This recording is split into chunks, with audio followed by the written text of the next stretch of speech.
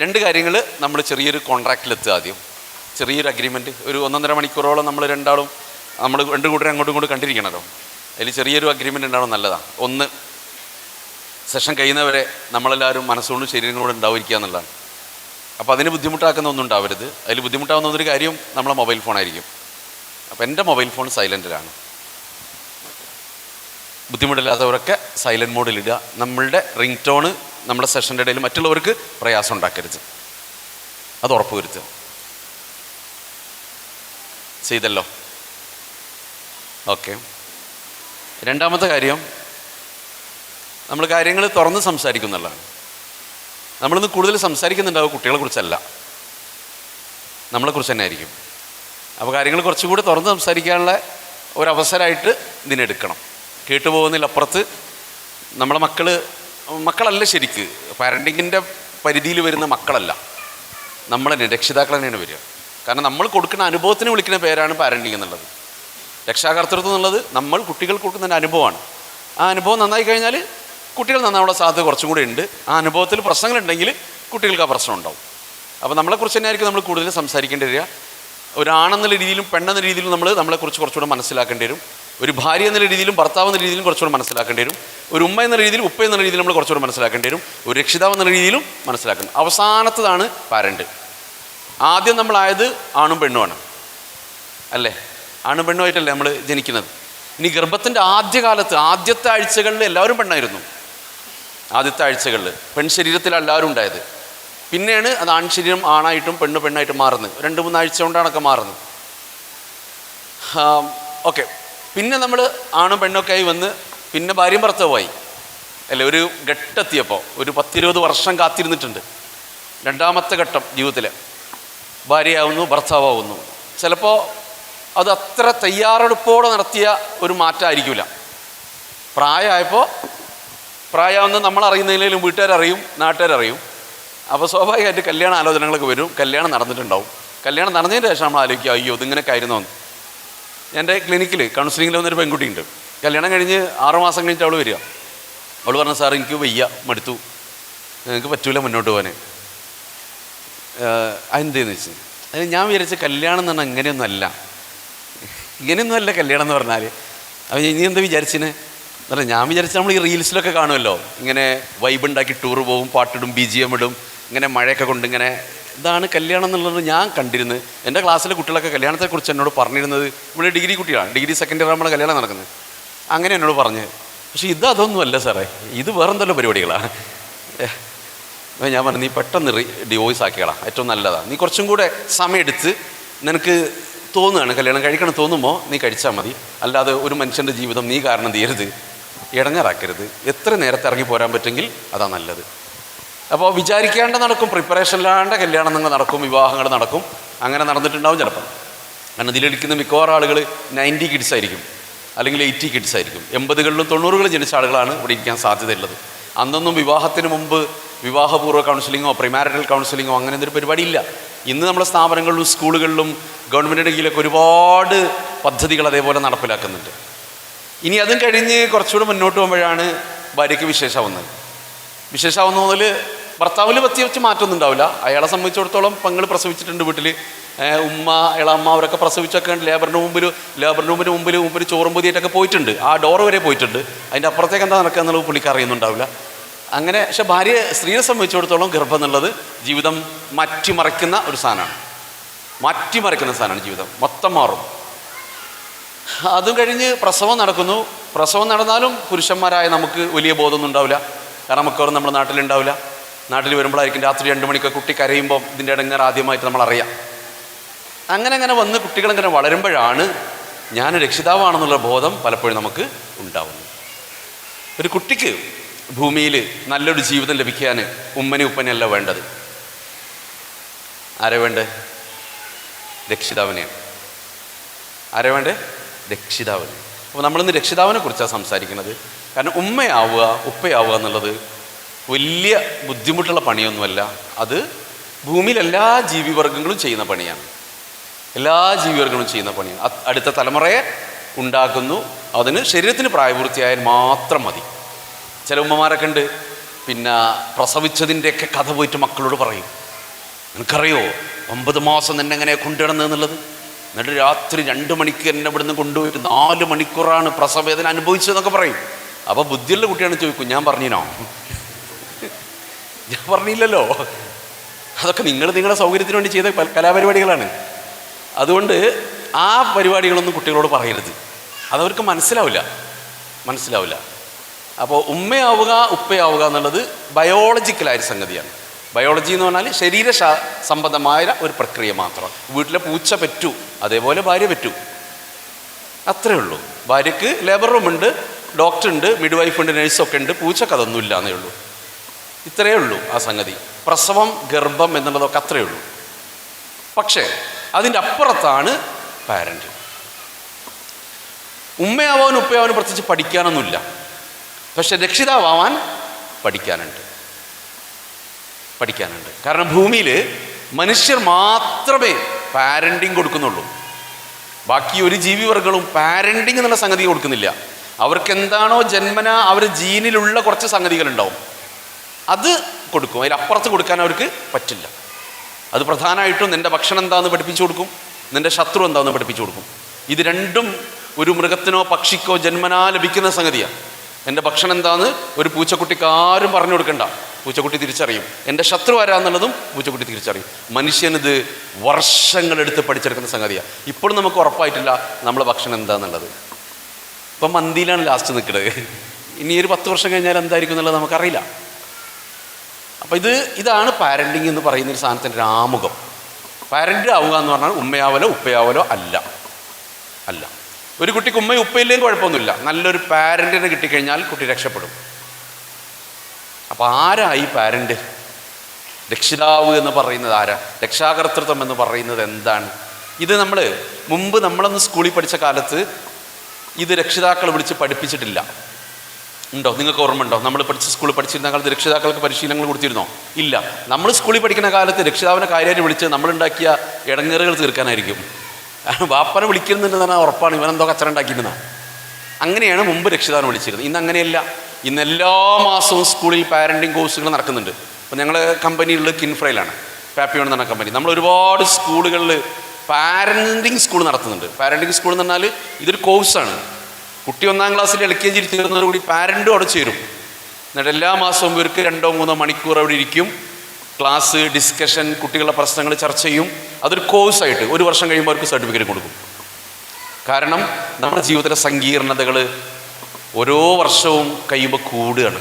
കൊറോണക്ക് മുമ്പുള്ള കാലത്തെ നമ്മൾ BC എന്ന് വിളിക്കും. BC എന്ന് പറഞ്ഞാൽ ബിഫോർ കൊറോണ. നമ്മൾ AD-BC പഠിച്ച വേറെ സാധനമാണ്. ക്രിസ്തുവിന് മുമ്പ് ശേഷം എന്ന രീതിയിലാണ്. പക്ഷെ കാലം പിന്നെ 2ആയി മാറിയത് കൊറോണയോട് കൂടിയാണ്. അപ്പോൾ കൊറോണക്ക് മുമ്പുള്ള സങ്കീർണതകളല്ല ഇന്ന് നമ്മുടെ ജീവിതത്തിലുള്ളത്. കൊറോണക്ക് മുമ്പ് ചർച്ച ചെയ്യാത്ത ഒരുപാട് കാര്യങ്ങൾ കൊറോണ കഴിഞ്ഞപ്പം ലോകം പെട്ടെന്ന് ഡിജിറ്റലായപ്പോൾ നമുക്ക് ചർച്ച ചെയ്യേണ്ടി വരുന്നുണ്ട്. 2 ആഴ്ച മുമ്പാണ് എൻ്റെ അടുത്തൊരു പെൺകുട്ടിയെ കൊണ്ടുവരുന്നത്. 9ാം ക്ലാസ് കയറി പെൺകുട്ടിയാണ്.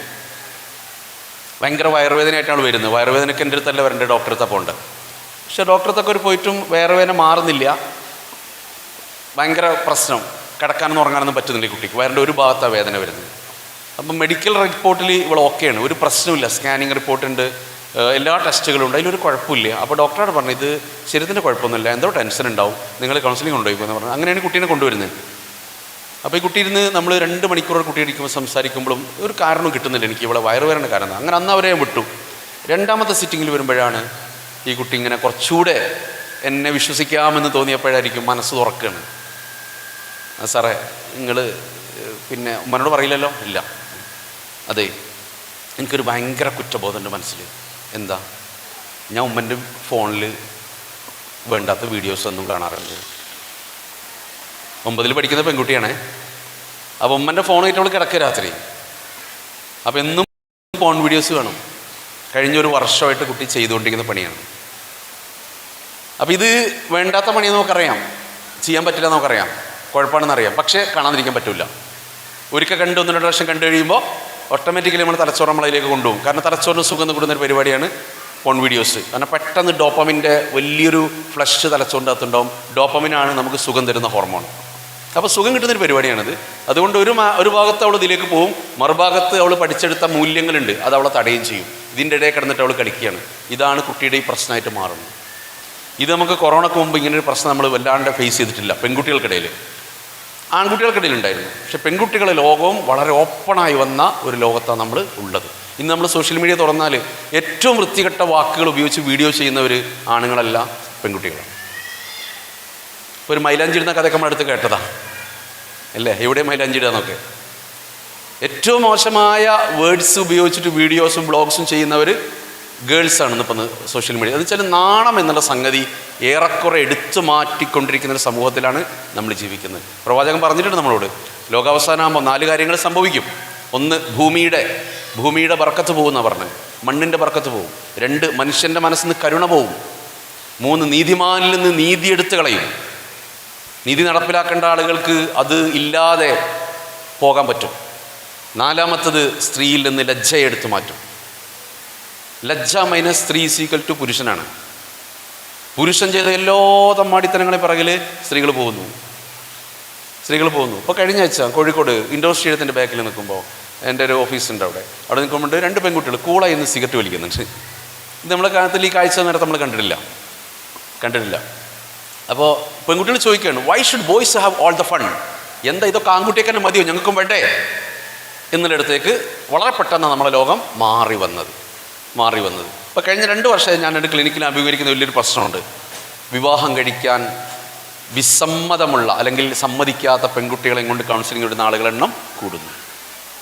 എന്തിനാ കല്യാണം കഴിക്കുന്നത്? പെൺകുട്ടികൾ ചോദിക്കുന്നത്. എനിക്കിപ്പോൾ ഒരു ജോലിയൊക്കെ ഉണ്ട്, എൻ്റെ കാലിപ്പോൾ ഞാൻ നിൽക്കുന്നുണ്ടല്ലോ, പിന്നെ ഇപ്പോൾ ഞാനെന്തിനാ ഒരാളെ കീഴിൽ നിൽക്കുന്നത്? ഇങ്ങനെ ചോദിക്കുന്ന ആളെ എണ്ണം കൂടിക്കൊണ്ടിരിക്കുന്നു. അപ്പോൾ പാരൻറ്റിങ് എന്നുള്ളത്, മക്കളെ ഏറ്റവും നന്നായിട്ട് വളർത്തുക എന്നുള്ളത് സങ്കീർണത കൂടിയ ഒരു പരിപാടിയായിട്ട് മാറുന്നുണ്ട്. അതുകൊണ്ട് അത് പഠിച്ച് ചെയ്യുക എന്നുള്ളത് നല്ലതാണ്. അതുകൊണ്ടാണ് സ്കൂൾ ഇത്രയും റിസ്ക്കൊക്കെ എടുത്തിട്ട് ഇങ്ങനത്തെ ഒരു പ്രോഗ്രാം നമുക്ക് വേണ്ടിയിട്ട് ഒരുക്കുന്നുണ്ടാവും. ഇതാണ് നമ്മുടെ ക്ലാസ്സിൻ്റെ ആമുഖം. Okay, good. ഇനി ഒന്ന് പ്രയാസം അല്ലെങ്കിൽ ഒന്ന് എണീസ് നിൽക്കാമോ നിങ്ങൾ?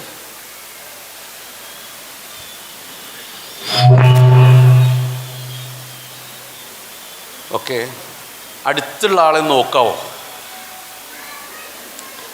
ഒരു ഷെയ്ക്ക് ഹാൻഡ് കൊടുക്കാവോ? നല്ലൊരു ഷെയ്ക്ക് ഹാൻഡ്. കുട്ടികളായിട്ടുള്ളവർ എണീക്കണ്ട കേട്ടോ. നല്ലൊരു ഷെയ്ക്ക് ഹാൻഡ് അപ്പുറപ്പുറമുള്ള ആളുകൾക്കും കൊടുത്തോളൂ. എന്നിട്ട് എപ്പോഴാണോ നിങ്ങൾക്ക് ഇരിക്കാൻ തോന്നുന്നത് ആ നേരമാകുമ്പോൾ നിങ്ങൾ ഇരുന്നാൽ മതി. എനിക്കൊരു തിരക്കുമില്ല. നിങ്ങൾക്ക് തിരക്കുണ്ടെങ്കിൽ നിങ്ങൾക്ക് ഇരിക്കാം. നിങ്ങൾക്കൊരു സുഖം തോന്നുമ്പോൾ ഇരുന്നാൽ മതി. ഞാൻ ആരെയും ഇരുത്തൂല ഉണ്ടോ. ഞാൻ എണീക്കാൻ പറഞ്ഞവർ ഇരിക്കാൻ പറയൂല. പക്ഷെ നിങ്ങളെല്ലാവരും ഇരുന്നിട്ടേ ഞാൻ ക്ലാസ്സിലേക്ക് കിടക്കുള്ളൂ. Okay, good. മേലെ പോയി നോക്കല്ലേ. കുട്ടികൾ കരയൊക്കെ ചെയ്യും കേട്ടോ. അപ്പോൾ അവരെ നിങ്ങൾ പിന്നെ പുറത്തൊക്കെ ഒന്ന് കൊണ്ടുപോയി ഡ്രസ്സൊക്കെ വേണമെങ്കിൽ അഴിപ്പിച്ച് കൊടുക്കുക. കാരണം ചില കുട്ടികൾക്ക് പ്രശ്നം ഉണ്ടാവും. കാരണം നമ്മൾ ഇഷ്ടത്തിനെടുത്ത ഡ്രസ്സാണല്ലോ, അത് കുട്ടികളോട് ചോദിച്ചെടുത്ത ഡ്രസ്സല്ല. അതുകൊണ്ട് ചില ഡ്രസ്സ് അലർജി ഉണ്ടാവും.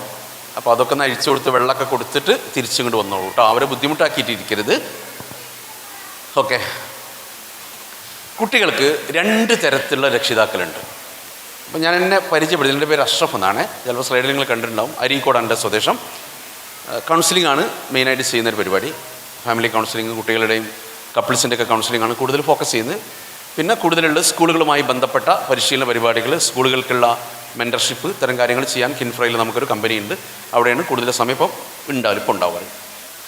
ഇതാണ് ഞാൻ രക്ഷിതാവ് എന്നുള്ള രീതിയിൽ എനിക്ക് നിങ്ങളോട് സംസാരിക്കാനുള്ള അവകാശം എന്താണെന്ന് ചോദിച്ചാൽ 3 കുട്ടികളുണ്ടെന്നുണ്ടാവും. 3 കുട്ടികൾ രക്ഷിതാവാണ്. മൂത്ത മോനിപ്പോൾ +2 കഴിഞ്ഞു.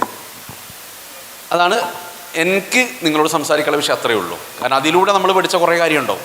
കുട്ടികൾ ഉണ്ടാവുമ്പോൾ നമ്മൾ കുറേ കാര്യങ്ങൾ മനസ്സിലാക്കും. നമ്മളതൊക്കെ മനസ്സിലാക്കിക്കാൻ തന്നെയാണ് മക്കളൊക്കെ തരുന്നത്. നമുക്ക് ചിലതൊക്കെ തരുന്നത്, ചിലത് എടുത്തു കളയുന്നത് നമുക്ക് മനസ്സിലാക്കിക്കാനായിരിക്കും. ചിലത് തന്നിട്ട് മനസ്സിലാക്കി തരും, ചിലത് എടുത്തു കളഞ്ഞിട്ടും മനസ്സിലാക്കി തരും. 2 തരത്തിലുള്ള പാരൻസാണ് കുട്ടികൾക്ക് ഭൂമിയിലുള്ളത്. 2 തരത്തിലുള്ള പാരൻറ്റിങ് ആണ് കിട്ടേണ്ടത്. ഒന്ന്, നമുക്ക് വായിക്കാൻ പറ്റുമെങ്കിൽ വായിക്കാം. ബയോളജിക്കൽ പാരൻറ്റിംഗ് എന്ന് വിളിക്കും. ബയോളജിക്കൽ പാരൻറ്റിംഗ് എന്ന് പറഞ്ഞാൽ ഉമ്മയിൽ നിന്നും ഉപ്പയിൽ നിന്നും കിട്ടുന്ന പാരൻറ്റിംഗ്. ആരാണോ കുട്ടി ജനിക്കാൻ കാരണമായത് ആ വ്യക്തികളിൽ നിന്ന് ലഭിക്കുന്ന രക്ഷാകർത്തത്വമുണ്ട്. അത് പ്രധാനമായിട്ടും കിട്ടുക ഗർഭം മുതൽ 3 വയസ്സ് വരെയാണ്. ഗർഭം മുതൽ 3 വയസ്സ് വരെ. 3 വയസ്സ് കഴിയുന്നതോടുകൂടി കുട്ടി പുറത്തേക്ക് പോകും. രണ്ടാമത്തെ പാരൻറ്റിങ് സോഷ്യൽ പാരൻറ്റിങ് ആണ്. സോഷ്യൽ പാരൻറ്റിങ് പ്രധാനമായിട്ടും കിട്ടുന്നത് അധ്യാപകരിൽ നിന്നാണ്. ഈ 2 പാരൻറ്റിങ്ങും നന്നാവുക എന്നുള്ളതാണ് മക്കൾ നന്നാവാനുള്ള വഴി. ഇനി ചിലപ്പോൾ ബയോളജിക്കൽ പാരൻറ്റിങ്ങിൽ പ്രശ്നം ഉണ്ടെങ്കിലും സോഷ്യൽ പാരൻറ്റിങ് നന്നായി കഴിഞ്ഞാൽ മക്കൾ നന്നാവും. വീട്ടിലൊക്കെ മോശമാണ്, പക്ഷെ നല്ലൊരു അധ്യാപകൻ്റെ കയ്യിൽ കിട്ടിക്കഴിഞ്ഞാൽ ചിലപ്പോൾ ആ കുട്ടി രക്ഷപ്പെട്ടു. അപ്പോൾ നമ്മളാണ് ഈ കുട്ടിയുടെ ആദ്യത്തെ പാരൻറ്റ്. ബയോളജിക്കൽ നമ്മളാണ് കുഞ്ഞുണ്ടാവാൻ കാരണമായത്. അപ്പോൾ നമ്മൾ കൊടുക്കുന്ന അനുഭവമാണ് കുട്ടിക്ക് ആദ്യമായിട്ട് കിട്ടുന്നത്. അതിൻ്റെ ശേഷമാണ് ബാക്കി പാരൻറ്റിങ്ങിനോട് പരിചയപ്പെടുന്നുള്ളൂ. സ്കൂളിൽ ശരിക്കും കുട്ടിക്ക് കിട്ടുന്ന പഠനമൊന്നും അല്ല, പാരൻറ്റിങ് തന്നെയാണ്. അതൊരു പാരൻറ്റിങ് ആണ്. കാരണം വളർച്ചയിൽ ആ പാരൻറ്റിങ് ഉണ്ടെങ്കിലേ കുട്ടിക്ക് സമൂഹത്തിൽ ജീവിക്കാൻ പറ്റൂ. 2 പാരൻറ്റിങ്, വീട്ടിൽ നിന്ന് കിട്ടുന്ന പാരൻറ്റിങ് ആണ്, സ്കൂളിൽ നിന്ന് കിട്ടുന്ന പാരൻറ്റിങ് ആണ്. വീട്ടിൽ നിന്ന് കിട്ടുന്നതും പഠനമാണ്, സ്കൂളിൽ നിന്ന് കിട്ടുന്നതും പഠനമാണ്. ഈ 2 പഠനങ്ങളാണ് മനുഷ്യന് ജീവിക്കാൻ വേണ്ടത്. ഓക്കെ, 2 കാര്യങ്ങൾ കൂടിച്ചേർന്നാണ് മനുഷ്യൻ. 2 കാര്യങ്ങൾ കൂടിച്ചേർന്നാണ് നമ്മളെ കുട്ടികളും നമ്മളൊക്കെ. ഒന്ന് പാരമ്പര്യം.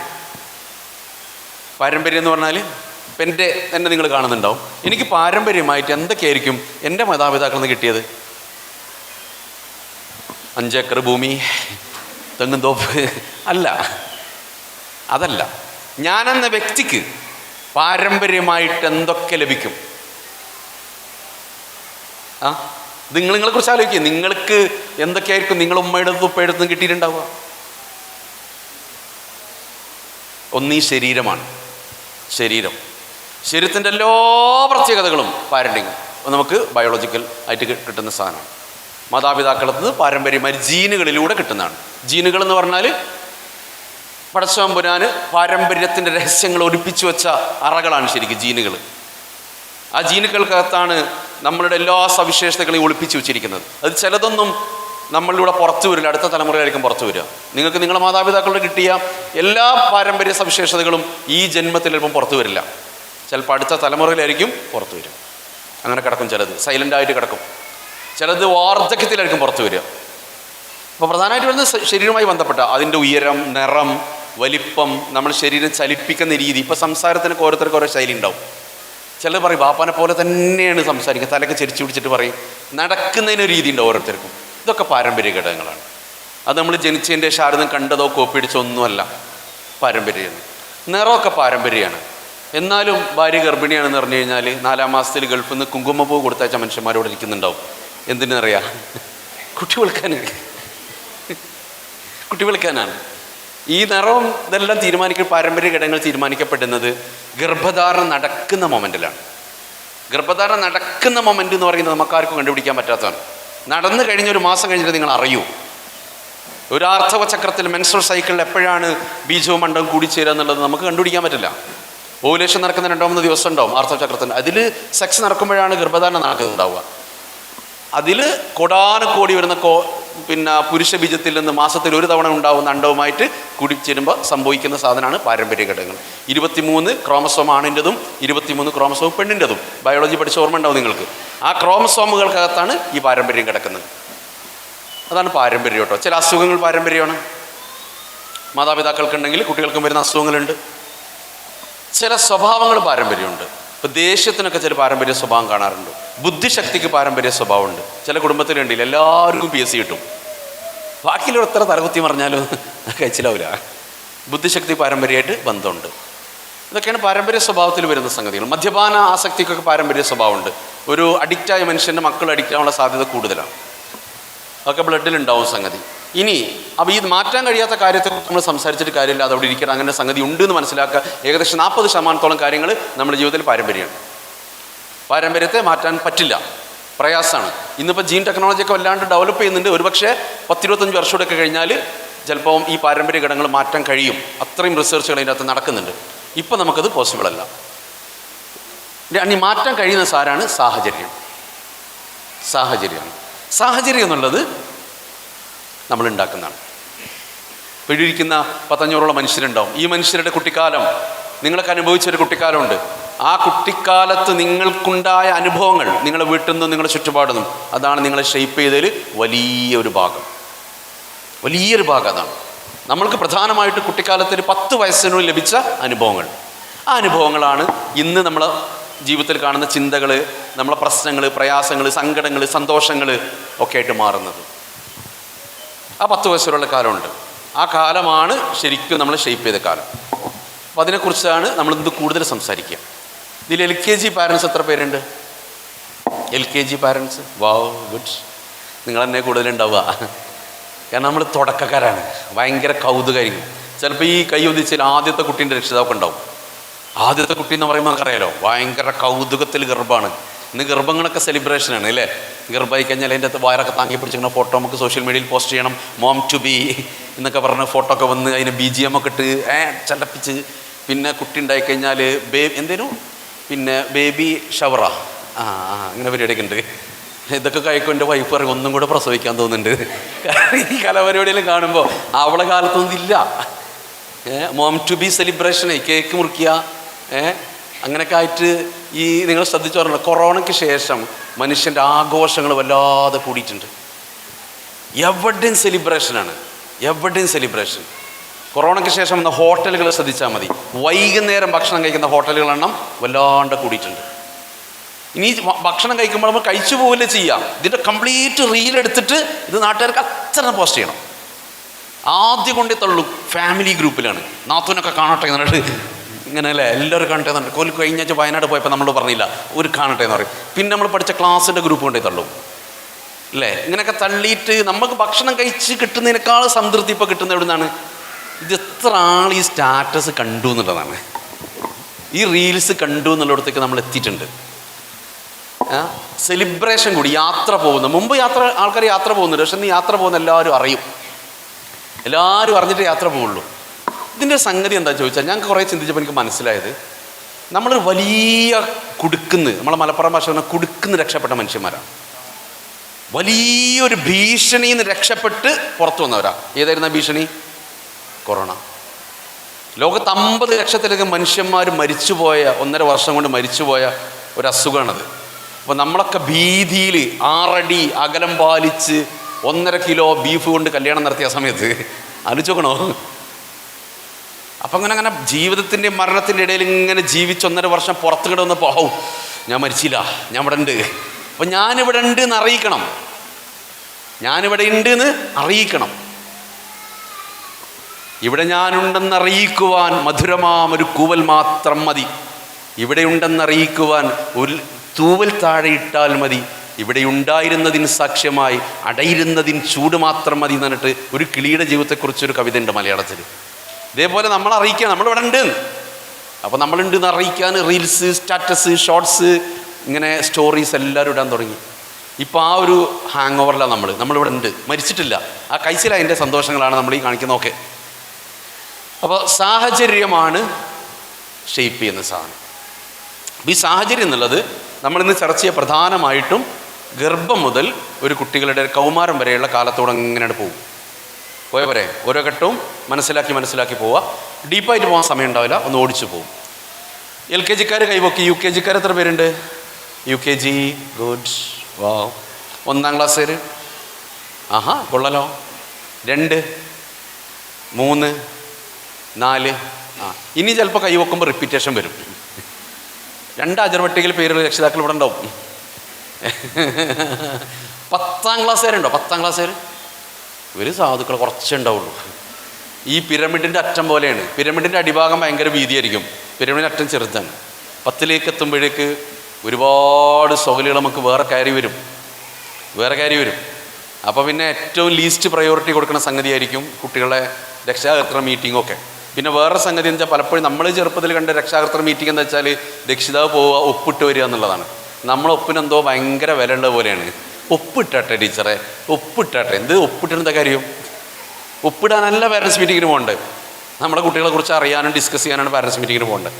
അപ്പോൾ നോക്കുക, സാഹചര്യങ്ങളെക്കുറിച്ച് പഠിച്ചു നോക്കാം നമുക്ക്. 1-ാമത്തെ സാഹചര്യം എന്ന് പറഞ്ഞാൽ ഇതാണ്. ഏതാണ്? ഗർഭകാലം. ഗർഭകാലത്തിന് നമ്മുടെ സ്വഭാവവുമായിട്ടും ബുദ്ധിശക്തിയുമായിട്ടും കുട്ടികളെ പഠനവുമായിട്ടും ബന്ധമുണ്ടോ ഇല്ലേ? ഉണ്ടോ? നിങ്ങളെ അഭിപ്രായം എന്താ? ഉണ്ടോ? ഉണ്ട്. എന്താ ബന്ധം? പറഞ്ഞ ബന്ധമുണ്ടെന്ന് പറഞ്ഞാൽ ഈ ഭാഗം ഇപ്പോൾ സൈലൻ്റ് ആയിരിക്കും കേട്ടോ. കാരണം ഇവരെ സംബന്ധിച്ചിടത്തോളം ഗർഭം എന്നുള്ളത് വലിയ ഒരു, ഞാനതുകൊണ്ട് അങ്ങിടുന്നത്, നമ്മളൊക്കെ ഒരേ ബസ്സിലാണ് ഇപ്പോൾ. നമുക്കത് ബാധിക്കാത്തൊരു സംഭവമാണ്. ആ ഭാര്യ 3-ാം മാസമായി 4-ാം മാസമായി, നമുക്ക് അങ്ങ് അത്രേ അറിയുള്ളൂ. ഈ ഓരോ മാസം എന്താണെന്നുള്ളത് നമ്മൾ മനസ്സിലാക്കിയിട്ടില്ല. 1-ാം മാസത്തിൽ സ്ത്രീയുടെ ശരീരം എന്താണ്, 2-ാം മാസത്തിൽ എന്താ സംഭവിക്കുന്നത്, 3-ൽ എന്താ സംഭവിക്കുന്നത് എന്നൊക്കെ നമ്മൾ, ആണുങ്ങൾക്കത് ചിന്തിക്കാനുള്ള സമയം ഉണ്ടാവാറില്ല, ചിന്തിക്കാറില്ല. നിങ്ങളവരെ ബുദ്ധിമുട്ടിക്കാറില്ല പറഞ്ഞിട്ട് ഉണ്ടാ ഇല്ല. ഓക്കെ, അപ്പോൾ പറ, ഗർഭം എങ്ങനെയാണ് ഒരു കുഞ്ഞിൻ്റെ ജീവിതത്തിൽ പ്രധാനപ്പെട്ടതാവുന്നത്? 2 കാര്യങ്ങളാണ് പ്രധാനം. ഒന്ന്, നിങ്ങളെ ആരോഗ്യമാണ് ഗർഭകാലത്ത്. ആരുടെ? ഉമ്മൻ്റെ ആരോഗ്യം. അത് ചെറിയ സംഗതിയല്ല കേട്ടോ, ചെറിയ സംഗതിയല്ല അത്. പ്രത്യേകിച്ച് നമ്മളെ മലപ്പുറം ജില്ലയിൽ ആരോഗ്യപരമായ കാര്യങ്ങളോടൊക്കെ ഒരുപാട് അന്ധവിശ്വാസങ്ങൾ വളർന്നു വന്നൊരു പ്രദേശമാണ് നമ്മളത്. കുത്തിവെപ്പ് എടുക്കാൻ പാടില്ല, വാക്സിൻ എടുക്കാൻ പാടില്ല, ഇങ്ങനെയൊക്കെയുള്ള ഒരുപാട് വാട്സപ്പ് അന്ധവിശ്വാസങ്ങൾ പരത്തപ്പെട്ട ഒരു നാടാണ്. അതിൻ്റെ ഇരകളാണ് ശരിക്കും മലപ്പുറം ജില്ലയിലെ ഉമ്മമാരും കുട്ടികളും. നമ്മളെ പുളിക്കലടുത്ത് ഒരു സ്ഥാപനമുണ്ട്, കാഴ്ചയും കേൾവിയില്ലാത്ത കുട്ടികളുടെ ഒരു സ്ഥാപനമുണ്ട്. ഡിഗ്രി കുട്ടികൾ പഠിക്കുന്ന കോളേജാണ്. ഞാനവിടെ മുമ്പ് ഒരു സെഷൻ ചെയ്യാൻ പോയപ്പോൾ ഡിഗ്രി കുട്ടികൾക്കുള്ള പ്രിമാരിറ്റൽ വിവാഹപൂർവ്വ കൗൺസിലിംഗ് കോഴ്സിന് പോയതാണ്. അപ്പോൾ ക്ലാസ് കഴിഞ്ഞതിൻ്റെ ശേഷം എന്നോട് ടീച്ചർ പറഞ്ഞു, സാർ ഒരു ഭയങ്കര സങ്കടമുള്ള കാര്യമുണ്ട്. എന്താ അറിയോ, ഇവിടെയുള്ള കുട്ടികളുടെയൊക്കെ പ്രഗ്നൻസി ഹിസ്റ്ററി ഞങ്ങൾ പരിശോധിച്ചപ്പോൾ ഭയങ്കര ഞെട്ടിപ്പിക്കുന്നൊരു സാധനം കിട്ടി. ഇവരുടെ ഉമ്മമാരൊന്നും ഈ റുബല്ല മീസിൽസിനെതിരെയുള്ള കുത്തിവെപ്പുകൾ എടുത്തിട്ടില്ല. റുബല്ല മീസിൽസ് എന്ന് പറഞ്ഞാൽ ചില്ലറ കുത്തിവെപ്പല്ല. ചിലപ്പോൾ പെൺകുട്ടികൾക്ക് നേരത്തെ കൊടുത്തിട്ടുണ്ടാവും, ഇല്ലെങ്കിൽ നിങ്ങൾ കല്യാണത്തിന് ഗർഭത്തിൻ്റെ സമയത്ത് തരും ഇത്. കാരണം ഈ 2 അസുഖങ്ങൾ വന്നു കഴിഞ്ഞാൽ അത് നിങ്ങളുടെ ഗർഭാശയത്തിൽ കുഞ്ഞ് കിടക്കുന്നൊരു സ്ഥലമുണ്ട്, പ്ലാസൻ്റ. ഈ പ്ലാസൻ്റയും തുളച്ചിട്ട് കുഞ്ഞിലേക്ക് എത്തും. ഒട്ടുമിക്ക അസുഖങ്ങളും കുഞ്ഞിലേക്ക് എത്തൂല, നിങ്ങൾക്ക് വരുന്ന അസുഖങ്ങൾ. പക്ഷേ ഈ അസുഖങ്ങൾ വന്ന് എത്തും. അത് വന്നു കഴിഞ്ഞാൽ സംഭവിക്കാൻ സാധ്യതയുള്ള അംഗവൈകല്യമാണ്. കാഴ്ചയെ ബാധിക്കാം, കേൾവിയെ ബാധിക്കാം. അപ്പോൾ ഈ അന്ധവിശ്വാസപ്പെട്ടുപോയ ടീമാണിത്. ഇത് പരത്താൻ കുറേ മനുഷ്യന്മാരുണ്ട് നാട്ടിൽ. അതുകൊണ്ട് അതിലും പെട്ടുപോരുത്. ആരോഗ്യം പ്രധാനപ്പെട്ടതാണ്. നമുക്ക് ഹിദായത്തും ആഫിയത്തും നമ്മൾ ഒരുമിച്ചാണ് ചോദിക്കുന്ന പടച്ചവനുണ്ട് അല്ലേ? നിസ്കാരത്തിൽ ആരോഗ്യം വെച്ച് കളിക്കരുത്. വീട്ടിൽ പ്രസവിക്കുക എന്തോ പുണ്യമുള്ള സാധനമായിട്ട് ആളുകൾ കൊണ്ടുനടക്കുന്ന സാധനം. ഒരു മനുഷ്യൻ്റെ ജീവിതം വെച്ചിട്ട് കളിക്കരുത്, ആരോഗ്യം വെച്ചിട്ട് കളിക്കരുത്. അപ്പോൾ ഈ ആരോഗ്യമുള്ള സമയത്ത് ഗർഭിണിയാകാവൂ, ആരോഗ്യമില്ലാത്ത സമയത്ത് ഗർഭിണിയാവരുത്. അപ്പോൾ നമുക്ക്, നിങ്ങളൊക്കെ പെൺകുട്ടികളുണ്ടാവും വീട്ടിൽ, കൗമാരക്കാരികളായ പെൺകുട്ടികളുണ്ടെങ്കിൽ ഒരു കൗമാരത്തിലെത്തുന്നത് മുതൽ അവരുടെ ആരോഗ്യം ശ്രദ്ധിക്കണം. നമ്മളൊക്കെ വീടിൻ്റെ അടുത്തുള്ള അംഗനവാടികളിൽ സർക്കാർ കോടികൾ മുടക്കിയിട്ട് പോഷകാഹാരത്തിൻ്റെ കിറ്റ് എത്തിച്ചിട്ടുണ്ട് അംഗനവാടിയിൽ. ആർക്കില്ലെന്നറിയോ? കൗമാരക്കാരായ പെൺകുട്ടികൾക്കുള്ളതാണ്. വാങ്ങിക്കൊടുക്കണം. കാരണം ഒരു പെൺകുട്ടിക്ക് കൗമാരത്തിൽ ആരോഗ്യം ഉണ്ടെങ്കിൽ ഗർഭത്തിൽ ആരോഗ്യം ഉണ്ടാവും. നിങ്ങൾ മിക്ക പേരും പ്രഗ്നൻസി ടെസ്റ്റ് ചെയ്യാൻ പോയപ്പോൾ ഫോളിക് ആസിഡിൻ്റെ ഗുളിക കഴിച്ച മനുഷ്യന്മാരാ. കഴിച്ചില്ലേ? ചിലർ അതും കൊണ്ടതിൽ പറമ്പിലേക്ക് ഇടും. ഡോക്ടർ എഴുതി തന്നാ ഒരു പൈസ ഉണ്ടാക്കാൻ എഴുതി തരാമെന്നൊക്കെ പറഞ്ഞിട്ട്. ഫോളിക് ആസിഡ് എന്ന് പറയുന്നത് നിങ്ങൾ കുഞ്ഞിൻ്റെ തലച്ചോറിൻ്റെ വളർച്ചക്കുള്ള സാധനമാണ്. അത് സാധാരണ ഭക്ഷണത്തിലൂടെ കിട്ടും, നമുക്ക് ഇലക്കറികളിലൂടെ കിട്ടുന്ന സാധനമാണ്. പക്ഷെ അതിൻ്റെ കുറവുണ്ടാവും നന്നായിട്ട്. അതിൻ്റെ കുറവുണ്ടെങ്കിൽ കുഞ്ഞിനെ ബാധിക്കുകയും ചെയ്യും. വൈറ്റമിൻ്റെ കുറവുണ്ടെങ്കിൽ ബാധിക്കും. അപ്പോൾ നല്ല ആരോഗ്യമുള്ള സമയത്ത് ആരോഗ്യമുള്ള ആളെ ഗർഭിണിയാകാവും. ആരോഗ്യമില്ലാത്ത ആൾ ഗർഭിണിയാവരുത്. ആരോഗ്യം ഉണ്ടായിട്ട് ചെയ്താൽ മതി പണി. കാരണം ഇതൊരു തമാശയല്ല, അടുത്ത തലമുറ ഉണ്ടാവുന്നൊരു പരിപാടിയാണ്. പടച്ചവൻ്റെ ഒരു സൃഷ്ടി നമ്മളിലൂടെ വരികയാണ്. അത് നല്ല സമയത്ത് വരണം.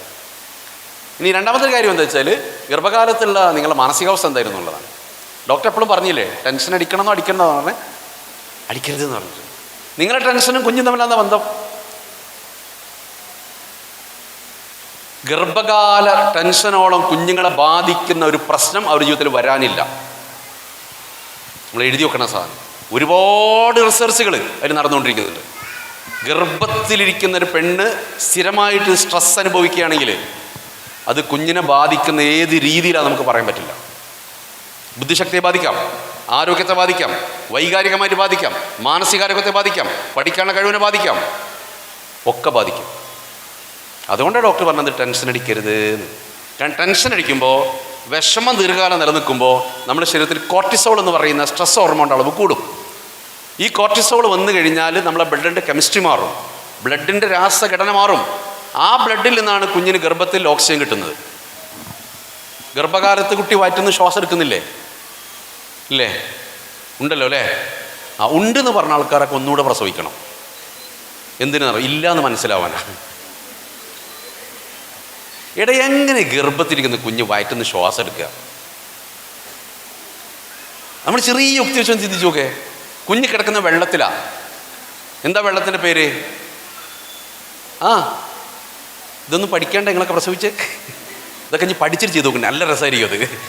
അമ്നിയോട്ടിക് ഫ്ലൂയിഡ്, അമ്നിയോട്ടിക് ദ്രാവകം. പ്രസവം ആർക്കും ആദ്യം വരുന്നതല്ലേ? ആ അമ്നിയോട്ടിക് ദ്രാവകത്തിൻ്റെ കുഞ്ഞ് കിടക്കുന്നത്. ആ വെള്ളത്തിൽ കിടക്കുന്ന ആൾക്ക് എങ്ങനെ വെള്ളത്തിൽ നിന്ന് ശ്വാസം എടുക്കാൻ പറ്റുക? എങ്ങനെ മുങ്ങി മരണങ്ങൾ സംഭവിക്കുക? കുഞ്ഞ് ശ്വാസം എടുക്കൂല ഗർഭത്തിൽ, പക്ഷെ ഓക്സിജൻ കിട്ടും. ഓക്സിജൻ കിട്ടും എവിടുന്ന്?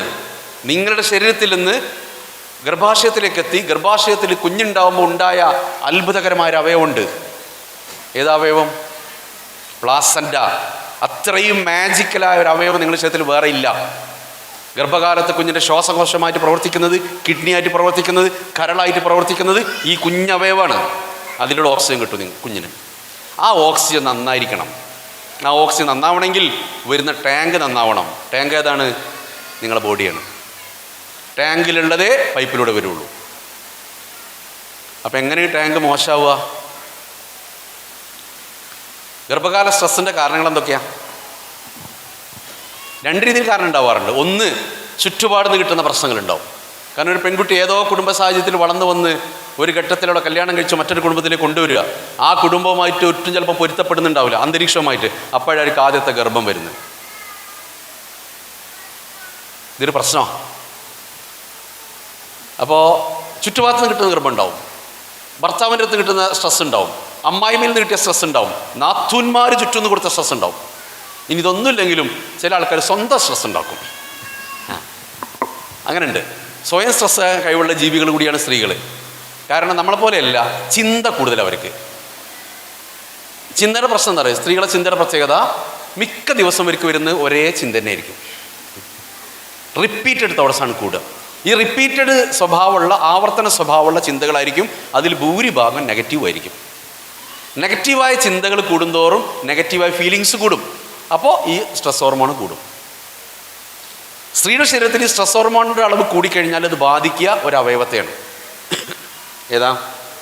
ഞങ്ങൾക്കില്ലാത്തൊരവയവ, യൂട്രസ്. ഗർഭാശയത്തെ ബാധിക്കും. പുരുഷൻ്റെ കേസിലാണെങ്കിൽ സ്ട്രെസ് ബാധിക്കുക ഏത് അവയവത്തെയാണ്? നമുക്ക് ഗർഭാശയമില്ലല്ലോ. ബാധിക്കുക ഹൃദയത്തിന്, ഹാർട്ടിൻ്റെ ആരോഗ്യത്തെ ബാധിക്കും. ഗൾഫിൽ നിന്നൊക്കെ ആളുകൾ മരിക്കുന്നുണ്ടെങ്കിൽ, ചെറുപ്പക്കാർ മരിക്കുന്നതിൻ്റെ പ്രധാനപ്പെട്ട കാരണം സ്ട്രെസ്സാണ്. ഒന്നുകിൽ ജോലിയുടെ സ്ട്രെസ്സ്, അല്ലെങ്കിൽ നാട്ടിൽ നിന്ന് കൊടുക്കുന്ന സ്ട്രെസ്സ്. സ്ട്രെസ് അത്രയും പ്രധാനപ്പെട്ട സംഗതിയാണ്. മാനസിക സമ്മർദ്ദം, ടെൻഷൻ, വിഷമം എന്നൊക്കെ നമ്മളതിന് വിളിക്കും. അത് നിലനിൽക്കുന്ന അനുഭവങ്ങൾ ഉണ്ടാവരുത് ഗർഭത്തിൽ. ക്ലിയറായല്ലോ? നിങ്ങളുടെ നാത്തൂൻ ഗർഭിണിയാവുമ്പോൾ നിങ്ങൾക്ക് കൊടുക്കാവുന്ന ഏറ്റവും വിലയേറിയ സമ്മാനം എന്താ? നിങ്ങൾ പല ഗിഫ്റ്റും കൊടുത്തിട്ടുണ്ടാവും.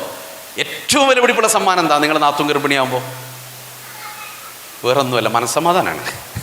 അത് കൊടുക്കണം. അത് വെച്ച് കളിക്കരുത്.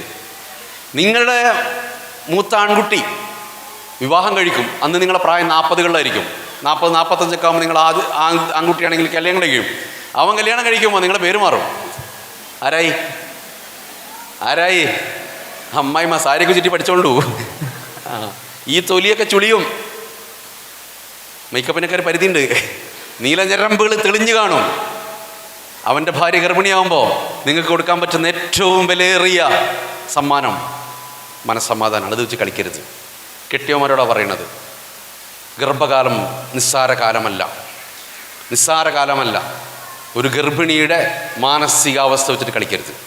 അതുകൊണ്ടാണ് എത്ര മനോഹരമായിട്ട് നമ്മളോട് മതം പറഞ്ഞിട്ടുണ്ട്, എന്തു പ്രശ്നമുണ്ടെങ്കിലും ഗർഭകാലത്ത് ഡിവോഴ്സ് ചെയ്യാൻ പാടില്ല. ഞാൻ ഇത് സ്ട്രെസ് എടുത്ത് പറയാൻ കാര്യം എന്താ വെച്ചാൽ, എൻ്റെ ക്ലിനിക്കിൽ വരുന്ന കുട്ടികളെടുത്ത് നോക്കുമ്പോൾ കിട്ടുന്ന ഡാറ്റയാണ്. ഗർഭകാലം വഷളായോ ആ കുട്ടിക്ക് പ്രശ്നങ്ങളുണ്ടാവും,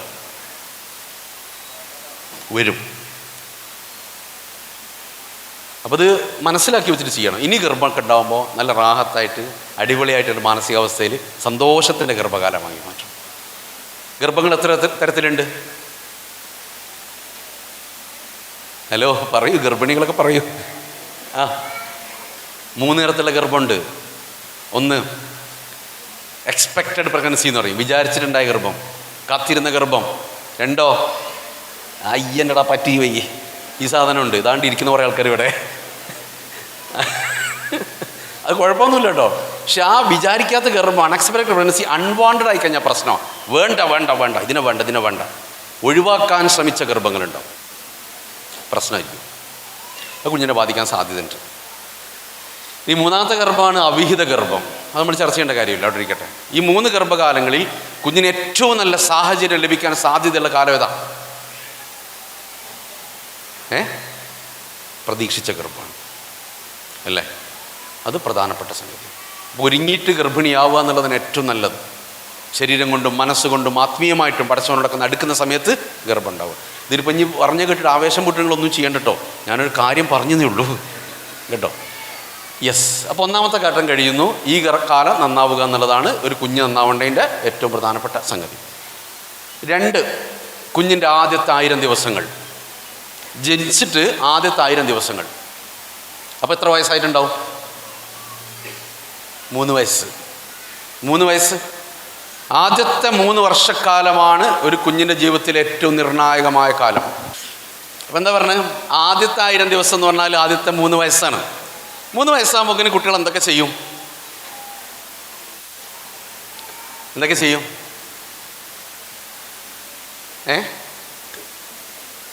ഹലോ, ഒരു കാര്യം, നമുക്ക് ഈ 3 വയസ്സിനൊന്ന് പകുതിയാക്കുക. ആദ്യത്തെ 1.5 വയസ്സ്, 1.5 വയസ്സിൽ എന്തൊക്കെ ചെയ്യും? നടക്കൂലേ? സ്റ്റെപ്പ് കയറൂലേ? സ്റ്റെപ്പൊക്കെ കയറി കോണിമേലേക്ക് കയറാൻ ശ്രമിക്കുന്നുണ്ടാവും. അപ്പോൾ നമ്മൾ മുകൾ നിലയിലേക്കുള്ള കോണി നമ്മൾ കെട്ടിവരിഞ്ഞ് കണ്ടെയ്ൻമെൻറ്റ് സോണാക്കിയിട്ട് പ്രഖ്യാപിക്കും, മുകളിൽ കയറും. നിങ്ങൾക്ക് എപ്പോഴാണ് കുട്ടികളെ കൊണ്ട് കൂടുതൽ ബുദ്ധിമുട്ടുണ്ടായി തുടങ്ങിയത്? 1.5 വയസ്സിൻ്റെ മുമ്പാണോ 1.5 വയസ്സിന് ശേഷമാണോ? ശേഷമാണ്. എന്താ കാരണം? അതുവരെ ഇതിനെ ഇവിടെ വെച്ചാൽ ഇവിടെ ഉണ്ടാവുമായിരുന്നു, ഇപ്പോൾ ഇവിടെ ഉണ്ടാവില്ല. അതിൻ്റെ ബാക്ക് പോകണം അല്ലേ? ജനാലിൻ്റെ മുകളിലേക്ക് പിടിച്ച് കയറുക, ഉയരമുള്ളതിൻ്റെ മുകളിൽ കയറുക അല്ലേ? ഉയരം ഭയങ്കരമായിട്ട് കുട്ടികൾ പ്രലോഭിക്കും 1.5 വയസ്സ് കഴിഞ്ഞാൽ. അപ്പോൾ ഈ 1.5 വയസ്സിൻ്റെ ഉള്ളിൽ ഏറ്റവും പ്രധാനപ്പെട്ട കാര്യം എന്താ ചോദിച്ചാൽ, ഉമ്മ എങ്ങനെയാണോ കുട്ടിക്ക് അനുഭവപ്പെടുന്നത് അതുപോലെയാണ് കുട്ടിൻ്റെ വളർച്ച ഉണ്ടാവുക. ഉമ്മയാണ് പ്രധാനപ്പെട്ട കഥാപാത്രം. ബാപ്പാക്ക് പ്രത്യേകിച്ച് റോളൊന്നുമില്ല. നിങ്ങൾ ഗൾഫിലോ ദുബൈയിലോ ചെന്നൈയിലോ ഹൈദരാബാദിലോ എവിടെയും പോയാൽ പ്രശ്നമില്ല, കുട്ടീനെ ബാധിക്കൊന്നുമില്ല. ഉമ്മ കുഞ്ഞിനെ സംബന്ധിച്ചിടത്തോളം ഏറ്റവും നല്ലൊരു മനുഷ്യനായിട്ട് അനുഭവപ്പെടണം. 2 കാര്യങ്ങൾ അതിൻ്റെ അകത്തുള്ളത്. ഒന്ന്, ഉമ്മക്ക് സ്ഥിരതയുള്ള പെരുമാറ്റം ഉണ്ടാവണം. സ്ഥിരത എന്ന് പറഞ്ഞാൽ ബുദ്ധിസ്ഥിരതയല്ല കേട്ടോ, പറഞ്ഞുതരാ. 5 കാര്യങ്ങൾക്കാണ് കുട്ടികൾ കരയാം. 1.5 വയസ്സ് വരെ കുട്ടികൾ കരയോ 5 കാര്യങ്ങൾക്കാണ്. 1, വിശന്നാ കരയും. 2, ദാഹിച്ചാൽ കരയും. 3, ഉറങ്ങാനുണ്ടെങ്കിൽ കരയും, ഉറങ്ങി വന്നിട്ട് എടുക്കാൻ വേണ്ടി കരയും. മൂത്രമൊഴിക്കാനുണ്ടെങ്കിൽ മൂത്രമൊഴിച്ച് തുണി മാറ്റി കൊടുക്കാൻ കരയും. പിന്നെ വേദനകളൊക്കെ വന്നാൽ കരയും അല്ലേ? അപ്പം ഈ കരച്ചിലുകൾ തിരിച്ചറിഞ്ഞ് അത് കൃത്യമായിട്ട് ഉമ്മ ഇങ്ങനെ സ്ഥിരമായിട്ട് അതിനെ വേണ്ട പരിചരണം അങ്ങനെ കൊടുക്കുകയാണെങ്കിൽ കുട്ടിക്ക് തോന്നുന്നത് ഈ സാധനം കുഴപ്പമില്ല, ഇയാൾ കുഴപ്പമില്ല. കുട്ടി ആദ്യമായിട്ട് ഒരാളെക്കുറിച്ച് അഭിപ്രായം രൂപീകരിക്കുകയാണ്. അതാരെക്കുറിച്ചാണ്? ഉമ്മനെക്കുറിച്ചാണ്. ലോകത്ത് വന്നിട്ട് ആദ്യം പരിചയപ്പെട്ട വ്യക്തിയാണത് ഉമ്മ. ആ ഉമ്മ എങ്ങനെയാണോ കുട്ടിക്ക് അനുഭവപ്പെടുന്നത് അതേപോലെയാണ് ഈ ലോകം അനുഭവപ്പെടുക. അത്രയേ ഉള്ളൂ. നിങ്ങൾ ഗൾഫിൽ പോയിട്ട് ആദ്യം പരിചയപ്പെടുന്ന അറബി ഉണ്ടാവും. ആ അറബിയിൽ കാട്ടറബിയാണെങ്കിലോ തീർന്ന് അടുത്ത ഫ്ലൈറ്റിൽ നിങ്ങൾ പോരാൻ തോന്നും. ഇനി അപ്പുറത്ത് നല്ലൊരു അറബിനെ പരിചയപ്പെട്ടെങ്കിലോ ഈ നാട്ടുകാരൊക്കെ എങ്ങനെയാണ് നമുക്ക് തോന്നും. ഇത്രയേ ഉള്ളൂ. അപ്പോൾ ഈ ഉമ്മ ഏറ്റവും നല്ല വ്യക്തിയായിട്ട് അനുഭവപ്പെടണം. അതിനാണ് സ്ഥിരതയുള്ള അനുഭവം ഉണ്ടാകും. ചിലപ്പോൾ ഉണ്ടാവും ചില ഉമ്മമാർ ചില സമയത്ത് കരഞ്ഞാൽ പാല് നന്നായിട്ട് ഇഷ്ടത്തോടെ കൊടുക്കും, ചില സമയത്ത് ശപിച്ചിട്ടൊക്കെ കൊടുക്കും. പണ്ടര കുറേ നേരം കിടക്കണം, ഞാൻ വേറെ പണിയൊന്നുമില്ല എനിക്കെന്നൊക്കെ പറഞ്ഞിട്ട് ശപിച്ചിട്ട് കൊടുക്കും. ചിലപ്പോൾ മൈൻഡ് ചെയ്യില്ല കുട്ടി കരഞ്ഞാൽ. അപ്പോൾ കുട്ടീൻ്റെ മനസ്സിൽ കൺഫ്യൂഷനായി, എന്താ ഈ തള്ളങ്ങനെ? കുട്ടിക്ക് ഇളക്കം വരും. കാരണം കുഞ്ഞിനെ അറിയില്ലല്ലോ, നിങ്ങൾ നെല്ലിക്ക് പുറത്ത് മുറ്റത്ത് വയ്ക്കുകയാണ് അല്ലെങ്കിൽ അലക്കുകയാണ്, വാഷിംഗ് മെഷീൻ്റെ അകത്താണ് നിങ്ങളെ തലാന്ന് കുട്ടിക്കറിയില്ല. കുട്ടീനെ സംബന്ധിച്ചിടത്തോളം കുട്ടീൻ്റെ കാര്യങ്ങൾ നടക്കണം. നിങ്ങൾക്ക് സൗകര്യം ഉണ്ടാകുമ്പോൾ കുട്ടിക്ക് നിങ്ങളെ കിട്ടിയാൽ പോരാ, കുട്ടിക്ക് വേണ്ടപ്പോൾ നിങ്ങൾ കിട്ടണം. അപ്പോഴേ ഉമ്മയുമായുള്ള ബന്ധം കറക്റ്റാവും. അപ്പോൾ 1.5 വയസ്സ് വരെ കുഞ്ഞിന് ഉമ്മനെ വേണ്ട രീതിയിൽ തന്നെ ശാരീരികമായിട്ട് കിട്ടണം. അതിലേറ്റവും നല്ല അനുഭവമാണ് പാലുകൂടി കറക്റ്റാവുക എന്നുള്ളത്. ഫീഡിങ് കറക്റ്റ് ആവണം. 2 വയസ്സ് വരെ പാല് കൊടുക്കാൻ നമ്മളോട് പറഞ്ഞിട്ടുണ്ട് അല്ലേ? അപ്പോൾ ആ പാലുകുടിയുടെ അനുഭവം കുഞ്ഞിനെ സംബന്ധിച്ചിടത്തോളം വയറും മനസ്സും നിറയുന്ന അനുഭവമാണ്. ഇന്ന് നമ്മൾ ചിലപ്പോൾ ഉമ്മമാർ ചില ആളുകൾ പാൽ കൊടുക്കുന്നതാണ് നല്ല രസമാണ്. ഒരു കയ്യിൽ കുഞ്ഞുണ്ടാവും, ഒരു കയ്യിൽ മൊബൈലും ഉണ്ടാവും. ഇതിലേതാ കുഞ്ഞ് എന്നുള്ള ഡൗട്ടാണ്.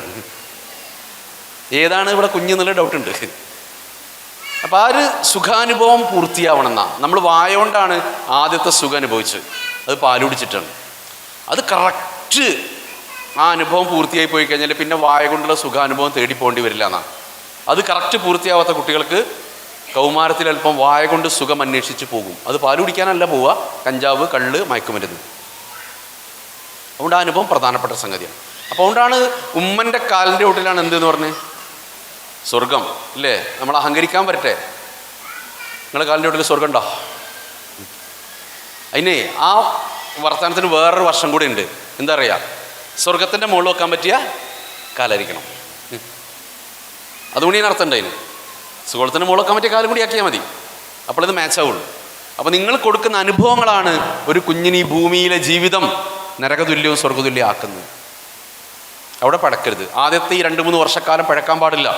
അത് നല്ല കറക്റ്റായിരിക്കണം ആ 1000 ദിവസങ്ങൾ. ഓക്കെ, ഇനി മെല്ലെ മുന്നോട്ട് പോയി വെക്കാം.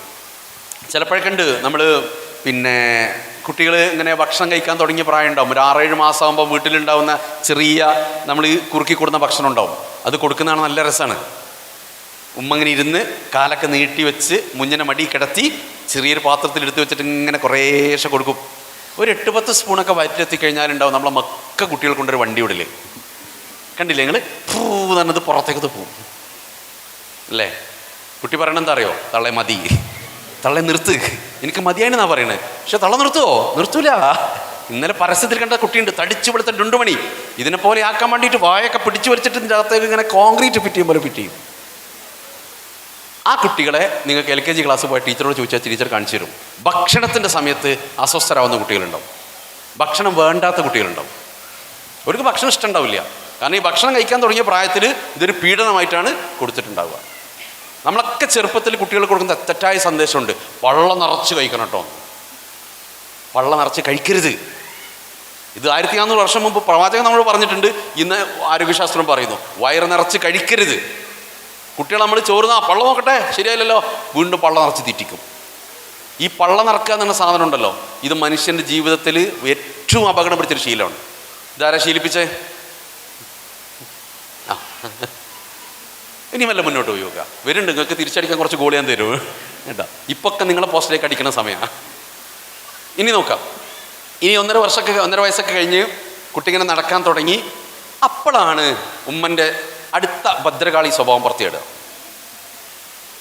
നിങ്ങൾ ആലോചിച്ചോക്കെ, 1.5 വയസ്സിൻ്റെ 3 വയസ്സിൻ്റെ ഇടയിലല്ലേ നിങ്ങൾ മക്കളെ ആദ്യമായിട്ട് തല്ലിയത് അല്ലേ?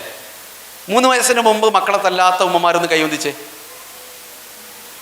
ഒരു 2 ആളുണ്ട്. ഓ വെരി ഗുഡ്. 3 പേരുണ്ട്. Very good, very good. അപ്പം എന്തിനാ തല്ലിന്?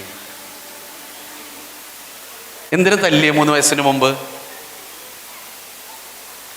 ഞാൻ കഴിഞ്ഞ ഒരു വർക്ക്ഷോപ്പിൽ ഒരു പാരന്റിനെ വിളിച്ച് എന്തിനാ തല്ലി? പാല് കുടിക്കാഞ്ഞിട്ടുന്നുണ്ട്. പാല് കുടിക്കാഞ്ഞ തല്ലിരുത്, തല്ലിയിട്ട് പാല് കുടിപ്പിച്ചു. നിങ്ങൾ ആലോചിക്കുക, നമ്മൾ കല്യാണത്തിന് പോയി ഭക്ഷണം കഴിക്കുമ്പോൾ അപ്പുറത്ത് 2 ആൾ കുന്തായിട്ട് നിന്ന് കുടിക്കട എന്ന് പറഞ്ഞിട്ട് നമ്മളെ പുറത്ത് 2 മേട്ടൊക്കെ വേണ്ടിയാൽ ആ ഭക്ഷണം കഴിച്ചുകൊണ്ട് എന്തെങ്കിലും കാര്യം ഉണ്ടാവുമോ? എന്തിനാ തല്ലി നിങ്ങൾ? 3 വയസ്സിന് മുമ്പ് കുട്ടികൾ കിട്ടാൻ പാടില്ലാത്ത 3 കാര്യങ്ങളുണ്ട്. 3 കാര്യങ്ങൾ കിട്ടാൻ പാടില്ല 3 വയസ്സിന് മുമ്പ് ഈ 1000 ദിവസങ്ങളിൽ. 1 ശിക്ഷയാണ്. ശിക്ഷ കിട്ടാൻ പാടില്ല ആ സമയത്ത്. പക്ഷേ കള്ളറച്ച് കൊടുത്തിട്ടുണ്ട്. ഇനി എന്താ സംഭവിക്കുക അറിയോ? ചെറുപ്പത്തിൽ ഇങ്ങനെ കണ്ടമാനം തല്ലിപ്പോയി കഴിഞ്ഞാൽ ഈ തല്ലുന്ന മനുഷ്യന്മാരെ വില ഉണ്ടാവില്ല കുറച്ച് കഴിയുമ്പോൾ. സത്യല്ലേ? ആണ്. ഇപ്പം ആരെ വില? ഉമ്മനെ വില ഇല്ലാന്ന് ഉമ്മാക്ക് മനസ്സിലാക്കി കഴിഞ്ഞാൽ ഉമ്മ എടുക്കുന്ന അടുത്തടവുണ്ട്, വാപ്പങ്ങോട്ട് പറ്റട്ടോ നിനക്ക് ഞാൻ ശരിയാക്കി തരാം. അപ്പം നമ്മളിങ്ങനെ പുറകെ അരി ചെല്ലുമ്പോൾ ഇറ്റിങ്ങനെ കണ്ണോടി നോക്കുന്നുണ്ടോ? അപ്പം മുന്നിട്ട ബോംബാണിത്. ശരിക്കാലോചൊക്കെ ആരെ ഗർഭം ധരിച്ചത്? നിങ്ങൾ.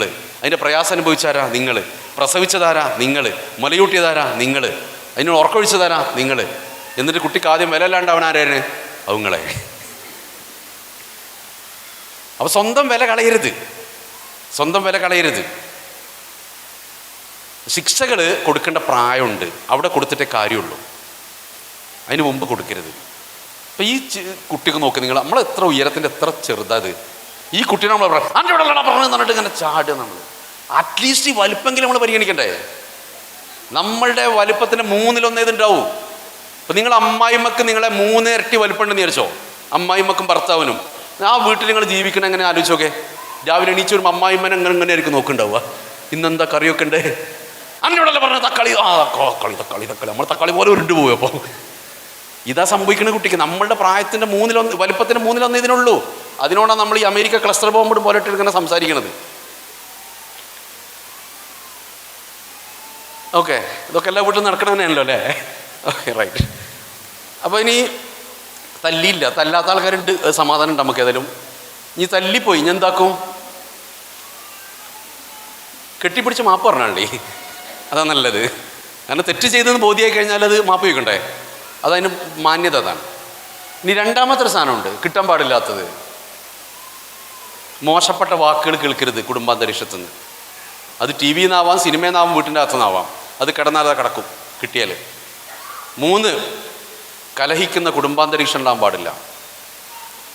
അതാര് തമ്മിലാണെങ്കിലും, പ്രത്യേകിച്ച് കുട്ടിയുടെ ഉമ്മയും ഉപ്പയും തമ്മിലുള്ള കലഹങ്ങൾ ഒട്ടും അനുഭവിക്കാൻ പാടില്ല ആ സമയത്ത്. കാരണം ഈ ലോകത്തെക്കുറിച്ചുള്ള കുട്ടീൻ്റെ കാഴ്ചപ്പാടേ മാറിപ്പോവും. ഇതൊരു പ്രശ്ന സങ്കീർണമായ സ്ഥലമാണ്. അതുകൊണ്ട് ഞാനും പ്രശ്നക്കാരനാവണം, ഇതിലെ കുട്ടി മാറും. അതിപ്പോഴൊന്നും പുറത്ത് വരില്ല കേട്ടോ. അത് പുറത്ത് വരിക കൗമാരത്തിലാണ്. ഒരു 10-12 വർഷം പിടിക്കും അത് പുറത്ത് വരാൻ. അതുകൊണ്ട് അന്ന് കലഹിച്ചു പോയി, ഇനിയിപ്പോൾ എന്താക്കൂ? ഇനി ഏറ്റവും നല്ല അനുഭവങ്ങൾ കൊടുക്കണം. അതാ ചെയ്യേണ്ടത്. തിരിച്ചു പോകാൻ പറ്റില്ലല്ലോ നമുക്ക്. അപ്പോൾ ആദ്യത്തെ 1000 ദിവസം കറക്റ്റാണല്ലോ. എന്തൊക്കെ കൊടുത്തു, എന്തൊക്കെ കൊടുത്തില്ല, എന്തൊക്കെ കിട്ടേണ്ടത്, എന്തൊക്കെ കിട്ടിയിട്ടുണ്ടാവുക, ഇത് നമ്മൾ അറിയുന്നത് നല്ലതാണ്. കാരണം അതിൻ്റെയൊക്കെ ബാക്കിയാണ് ഇപ്പം നീ സ്കൂളൊക്കെ പഠിക്കുന്നത്. ആദ്യത്തെ ഈ 3 വർഷത്തിൻ്റെ ബാക്കിയാണ് പിന്നെ സ്കൂളിലേക്ക് വരുന്നുള്ളൂ. ഈ 1000 ദിവസങ്ങളും അതിൻ്റെ തൊട്ടുമുമ്പുള്ള 9 മാസം, അത് പരമാവധി അപകടം കുറഞ്ഞ പാരൻറ്റിങ് ആണ് നമ്മൾ കൊടുത്തതെങ്കിൽ കുട്ടികളെ പഠനവും പെരുമാറ്റവും ഒക്കെ കുറച്ചുകൂടെ നന്നാവും. അതിൽ അപകടങ്ങൾ ഉണ്ടായിട്ടുണ്ടെങ്കിൽ എത്രയും നേരത്തെ അതിൻ്റെ റെമഡി സ്റ്റാർട്ട് ചെയ്യണം, പരിഹാരങ്ങൾ സ്റ്റാർട്ട് ചെയ്ത് പോകണം. ഇനി നോക്കാം, അടുത്തതിലേക്ക് പോകാം. അടുത്തൊരു ഘട്ടമാണ് ഏർലി ചൈൽഡ്ഹുഡ്, അഥവാ ഒരു 8 വയസ്സ് വരെയുള്ള കാലം. 3 വയസ്സ് മുതൽ 8 വയസ്സ് വരെയുള്ള കാലം. എത്ര പേർക്കുണ്ട് ഈ പ്രായത്തിലുള്ള കുട്ടികൾ? 3 വയസ്സിൻ്റെയും 8 വയസ്സിൻ്റെ നിങ്ങൾ മിടുക്കന്മാരാണല്ലോ. എല്ലാവർക്കും ഉണ്ട് അല്ലേ? 3 വയസ്സിൻ്റെ 8 വയസ്സിൻ്റെ ഇടയിലുള്ള കുട്ടികളുണ്ട്. അപ്പോൾ ശ്രദ്ധിച്ച് കേൾക്കണം, ഓരോ വരിയും ഹർഫം ബി ഹർഫ് കേൾക്കണം കേട്ടോ. Yes, good. 3 വയസ്സ് കഴിയുന്നതോടെ എന്തൊക്കെ സംഭവിക്കും കുട്ടികളുണ്ട്? നേരത്തെ പറഞ്ഞ് അടങ്ങിയിരിക്കൂല. പിന്നെ LKG കൊണ്ടാക്കിയ ദിവസം ഓർമ്മയുണ്ടോ? LKG കൊണ്ടാക്കിയ ദിവസം എങ്ങനെ ഉണ്ടായിരുന്നു? എൻ്റെ മൂത്ത മോന്, നമ്മളെ LKG പോയിട്ടില്ല, മൂത്ത മോനെ കൊണ്ട് ഓഫീസിൽ നിന്ന് ഒരു ഹാഫ് ഡേ ലീവ് എടുത്തിട്ട് ഞാൻ പോകുന്നത്. ഞാൻ ഇപ്പോൾ ഒരാൾ പോയി ഇവനെ ക്ലാസ്സിലിരുത്തി ഞാൻ അങ്ങോട്ട് തിരിഞ്ഞപ്പോൾ എൻ്റെ കാല് പിടിച്ചിട്ട് ബാക്കിൽ, നിങ്ങളെ ഞാൻ വിടൂലെന്ന് പറഞ്ഞു. 3 ദിവസം ആ പഹേൻ്റെ കൂടെ ഞാൻ ക്ലാസ്സിലിരുന്നിട്ടുണ്ട്. LKG ക്ലാസ്സിൽ 3 ദിവസം എൻ്റെ കൂടെ ഇരിക്കേണ്ടി വന്നു. നിങ്ങളിരുന്നിട്ടാവും ചിലപ്പോൾ അങ്ങനെ. അപ്പോൾ ഇതിൽ ഏർലി ചൈൽഡ്ഹുഡിൽ പ്രധാനപ്പെട്ട സാധനം ആദ്യം നോക്കേണ്ടത് ഇവരെ ബർത്ത് പൊസിഷനാണ്. ബർത്ത് പൊസിഷൻ എന്ന് പറഞ്ഞാൽ ആദ്യത്തെ കുട്ടി, ഒടുക്കത്തെ കുട്ടി, ഇതിൻ്റെ നടുവിലുണ്ടാവുന്ന മക്കൾ, ഈ 3 പൊസിഷനാണുള്ളത്. ഈ ഇരിക്കുന്നവരിൽ ആരൊക്കെയാണ് ആദ്യത്തെ കുട്ടികൾ? ഇവിടെ ഇരിക്കുന്നവരിൽ ഫസ്റ്റ് ചൈൽഡ്, ഞാനും ഫസ്റ്റ് ചൈൽഡാണ് കുടുംബത്തിൽ. ചിലർ തറവാട്ടിലെ തന്നെ ഫസ്റ്റ് ചൈൽഡായിരിക്കും, ആദ്യത്തെ കൺമണിയായിരിക്കും. ആദ്യത്തെ കുട്ടികളെ പ്രത്യേകത എന്തൊക്കെയാണ് നിങ്ങൾ ശ്രദ്ധിച്ചേ? പറഞ്ഞോ, നിങ്ങളെ പ്രത്യേകത ആലോചിച്ചാൽ മതിയല്ലോ. ആദ്യത്തെ കുട്ടികൾക്ക് ചില പ്രത്യേകതകളുണ്ട്. 1, പക്വത കുറവായിരിക്കും. ശരിയാട്ടോ. ഇതെന്തുകൊണ്ടാണ് കുറയുന്നറിയോ? കുട്ടീൻ്റെ ബുദ്ധിശക്തിയിലെ പ്രശ്നമൊന്നുമല്ല, ജന്മന കിട്ടുന്നൊന്നുമല്ല. അത് മാതാപിതാക്കളായ നമ്മൾ കൊടുത്ത അനുഭവം കൊണ്ട് കുറഞ്ഞു പോയതാണ്. എന്തുകൊണ്ടാ? കുട്ടി ചെയ്യേണ്ട പല കാര്യങ്ങൾ ആരാ ചെയ്യുക? ഉമ്മ ചെയ്യാല് വാപ്പ ചെയ്യും. ആദ്യത്തെ കുട്ടിയൊക്കെ സൈക്കിൾ ഓടിക്കുന്ന കാണാൻ നല്ല രസമാണ്. 3 ഏക്കറുള്ള സൈക്കിൾ, ഒരു ഭാഗത്ത് ഉമ്മ പിടിക്കും, ഒരു ഭാഗത്ത് ബാപ്പയും പിടിക്കും, അമ്മ ഉണ്ടെങ്കിൽ അമ്മാവനും പിടിക്കും ഒരു ഭാഗം. ഈ കുട്ടി ജന്മത്തിൽ വൃത്തിക്ക് സൈക്കിൾ ഓടിക്കാൻ പഠിക്കില്ല. വിലക്കുകൾ ഏറ്റവും കൂടുതൽ കെട്ടി വളർന്ന കുട്ടികളായിരിക്കും ആദ്യത്തെ കുട്ടികൾ. കറലെ പോകും, ഓടലെ പോകും. അപ്പോൾ അത് ആദ്യത്തെ കുട്ടിയൊക്കെയാണ് ഉമ്മാൻ്റെ കൽബുകൾ പടക്കണ്ട കൂടെ കിടന്നിട്ട് ഇത് മുട്ടുകുത്തി പോകുമോ, തലവിടെ മുട്ടുവോ, ജനാൽമേൽ പോയിട്ട് ഇടിക്കുക, അപ്പുറത്ത് വീഴുവോ, പേടികൾ വല്ലാണ്ട് വർക്ക് ചെയ്യും. അതുകൊണ്ട് കിട്ടുന്ന വിലക്കുകൾ, ഡോണ്ടുകൾ കൂടും കുട്ടികൾക്ക്. ഈ ഡോണ്ടുകൾ ചെറുപ്പത്തിൽ ഒരുപാട് കിട്ടി വളർന്ന മനുഷ്യന്മാർക്ക് ആത്മവിശ്വാസം കുറയും, തീരുമാനം എടുക്കാനുള്ള കപ്പാസിറ്റി കുറയും. ഇത് മനസ്സിലാക്കിയാൽ മതി. അങ്ങനെയാണ് ഞാൻ വളർന്നതെന്നുള്ളത്. ആ അവയർനെസ് വന്നു കഴിഞ്ഞാൽ നമുക്ക് മാറ്റിയെടുക്കാൻ പറ്റും. പക്ഷെ ആദ്യത്തെ കുട്ടികൾക്ക് നല്ലൊരു കാര്യമുണ്ട് കേട്ടോ. അവിടെ പറയണത് നമ്മൾ മറ്റു കുട്ടികളെ അപേക്ഷിച്ച്, ആ കുടുംബത്തിൽ മറ്റു കുട്ടികളെ അപേക്ഷിച്ച് പഠനത്തിൽ കുറച്ചും കൂടെ മുമ്പിലെത്താൻ സാധ്യതയുള്ളതാരാ? ആദ്യത്തെ കുട്ടികളാണ്. എന്താ കാര്യം? ആദ്യത്തെ കുട്ടിയാണല്ലോ. അപ്പോൾ എല്ലാം കിട്ടും. നാട്ടിലെ ഏറ്റവും നല്ല സ്കൂൾ കൊണ്ട് ചേർക്കും. എന്നിട്ട് എല്ലാ പാരൻസ് മീറ്റിങ്ങിന് പോകും, ഇതേപോലെ മുമ്പിൽ വന്നിരിക്കും. രണ്ടാമത്തെ കുട്ടിയാകുമ്പോക്കിന് പരപ്പടി കഴിഞ്ഞിട്ടുണ്ടാവും. അപ്പോൾ അതിനേതെങ്കിലും വേറെ സ്കൂളിൽ മൂലം കൊണ്ടിടും, അതിനെ ശ്രദ്ധിക്കാൻ പറ്റൂല. അപ്പോൾ ആദ്യത്തെ കുട്ടികളുടെ ഒരു പ്രത്യേകത ഇതാണ്. കുറേ ഉണ്ട് പ്രധാന പ്രത്യേകത. ഇനി അവസാനത്തെ കുട്ടികളുണ്ട്, ലാസ്റ്റ് ചൈൽഡ്. ആരൊക്കെ ഉണ്ട് ഇവിടെ? വീട്ടിലെ ഇളയ കുട്ടികൾ, ഇളയ കുട്ടികളായി വളർന്നവർ. Very good. ഇവരുടെ പ്രത്യേകത എന്താ? ഇവരുടെ പ്രത്യേകത എന്താ? ഇവർക്കുണ്ട് ചില പ്രത്യേകതകൾ. ഒരു വീട്ടിൽ ഒരു കേക്കോ ആപ്പിളോ കൊണ്ടുവന്നാൽ ആർക്കും ആദ്യം കിട്ടുക? ചെറുതിന് കൊടുക്കും അല്ലേ? ചെറുതിന് കൊടുക്കാതെ മൂത്ത കുട്ടികളെ തിന്നു നോക്കണം. ഉമ്മ എന്താ പറയുക? അതിന് കൊടുക്കടാ, അതിന് കൊടുക്കണം. അപ്പോൾ ഇതൊക്കെ കടിച്ച് തുപ്പിയിട്ട് ഇങ്ങനെ കൊടുക്കുന്ന കാണണം. അപ്പോൾ ഈ ചെറിയ കുട്ടി ഇങ്ങനെ നിൽക്കും, ഈ സാധനം വരട്ടെ, സാധനം വരട്ടെ. എന്തും ആദ്യം കിട്ടി ശീലിച്ച് ടീമായിരിക്കും ഇവർ. അതുകൊണ്ട് കാത്തിരിക്കാനുള്ള കഴിവ് കുറവായിരിക്കും. വിചാരിക്കുമ്പോക്കിന് നടക്കണം, എല്ലാം വിചാരിക്കുമ്പോക്കിന് നടക്കണം. ഈ ഒരു ചിന്ത കൂടുതൽ ഉണ്ടാവാൻ സാധ്യതയുള്ള കുട്ടികളാണ് ഇളയ കുട്ടികൾ. അത് തിരുത്തപ്പെട്ടിട്ടില്ലെങ്കിൽ അവനെ കൊണ്ട് ബുദ്ധിമുട്ടാവുക ഭാവിയിൽ വേറൊരു സ്ത്രീയോ പുരുഷനോ ആയിരിക്കും കല്യാണം കഴിക്കുമ്പോൾ. അവിടെ ഇത് ബാധിക്കും. പരാതികൾ കൂടും ഇത്തരം കുട്ടികൾക്ക് ദാമ്പത്യത്തിൽ. ഇവർ ഭാര്യയും ഭർത്താവായി കഴിയുമ്പോൾ പരാതികൾ കൂടും ഇവർക്ക്. കാരണം ചെറുപ്പത്തിൽ ലാളന ആവശ്യത്തിലേക്ക് ലഭിക്കാൻ സാധ്യതയുള്ള ആർക്കാണ്? ഇളയ കുട്ടികൾക്കാണ്.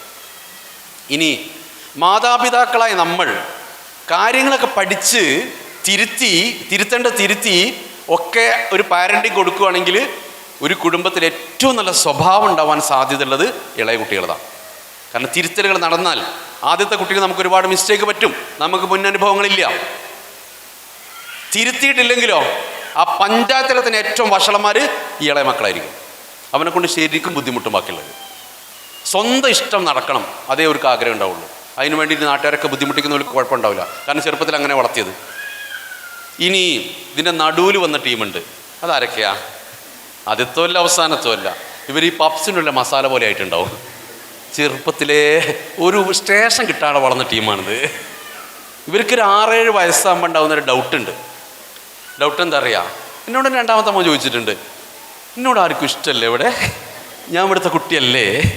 ഈ ഡൗട്ടുകൾ കൂടാൻ സാധ്യതയുള്ള വിഭാഗമാണ്. കാരണം ഇവർക്ക് മാത്രമായിട്ട് മാതാപിതാക്കൾ ഒരുപാട് കാലം കിട്ടിയിട്ടുണ്ടാവില്ല. ആദ്യത്തെ കുട്ടി 4-5 വർഷം ഉമ്മാൻ്റെ ഉപ്പാൻ്റെ ഇടയിൽ തന്നെ കിടന്ന് കുറേ കാലം. അവസാനത്തെ കുട്ടി ഇപ്പോൾ അവിടെ തന്നെ വാസം, പുറത്ത് വന്നിട്ടില്ല. വെറുതെ അല്ല അവസാനത്തെ കുട്ടിയായതവന്. അപ്പോൾ ഈ നടുവിലുണ്ടാകുന്ന കുട്ടികളുടെ പ്രത്യേകത എന്താണെന്ന് ശ്രദ്ധിച്ചത്, ഏത് സാഹചര്യവുമായിട്ടും പൊരുത്തപ്പെടാനുള്ള കഴിവ് ഇവർക്ക് കൂടുതലായിരിക്കും. കാരണം ഈ രണ്ടെണ്ണത്തിൻ്റെ ഇടയിൽ ഞെങ്ങി വളർന്ന സാധനമായതുകൊണ്ട്. അപ്പോൾ ഈ ബർത്ത് പൊസിഷൻ ശ്രദ്ധിക്കണം കുട്ടികളെ. അപ്പോൾ കുട്ടികൾ തമ്മിൽ നിങ്ങൾ പരസ്പരം കമ്പയർ ചെയ്യും. ഓനെ നോക്കി വളരെ, ഇവളെ നോക്കി അനക്കെന്താന്നൊക്കെ ചോദിക്കുമ്പോൾ അത് ആലോചിക്കണം. അത് ആദ്യത്തെ സാധനമായിരുന്നു, ഇത് അവസാനത്തെ സാധനമാണ്. 2 മാനസികാവസ്ഥയിലുണ്ടായ കുട്ടികളാണ്, 2 കാലത്തുണ്ടായ കുട്ടികളാണ്. ഇത് നമ്മളെ മനസ്സിൽ ഉണ്ടാവണം. ക്ലിയർ ആണോ? ക്ലിയർ ആണെങ്കിൽ പതുക്കെ ക്ലാപ്പ് ചെയ്തേ. വാവ്, വെരി ഗുഡ്. ഇനി മുന്നോട്ട് പോകുന്നു. ഇനി സ്കൂളിലേക്ക് വരുന്നതോടുകൂടി മറ്റു ചില കാര്യങ്ങൾ കൂടി ഫോക്കസ് കൊടുക്കേണ്ടതുണ്ട്. അതാണ് പഠനം, അക്കാഡമിക് എന്ന് പറയും. എന്തിനാണ് നിങ്ങൾ LKG ചേർത്തത് കുട്ടീനെ? സത്യസന്ധമായിട്ട് പറയുകയാണെങ്കിൽ വീട്ടിൽ നിന്ന് ഒഴിവാവാനാണ്. ആണ്. ഒരു ദിവസം കണ്ട് സാറ് പറയാണ്ട സ്കൂൾ നേരത്തെ വിട്ടുനോക്കണം. അന്നേരം അറിയാം LKG പാരുന്നതിൻ്റെ ശരിക്കുള്ള സ്വഭാവം. നിങ്ങളെന്ത് പണിയാണ് സാറെ കാണിക്കണമെന്ന് വെച്ചിട്ട് വിളിക്കുമോ? കാരണം ഇവർ അലാം വെച്ചിട്ട് ഇങ്ങനെ കുറേ കാര്യം സെറ്റ് ചെയ്തിട്ടുണ്ടാവും. അപ്പോഴായിരിക്കും ഈറ്റങ്ങൾ മുന്നറിയിപ്പില്ലാണ്ട കാര്യം വരിക. ശരിക്ക് അങ്ങനെയാണ് ഇല്ലേ? രാവിലെയൊക്കെ LKG കുട്ടീനൊക്കെ സ്കൂൾ ബസ് കയറ്റാൻ പോകുന്ന ഉമ്മൻ്റെ ജാഗ്രത കണ്ടണോ നിങ്ങൾ?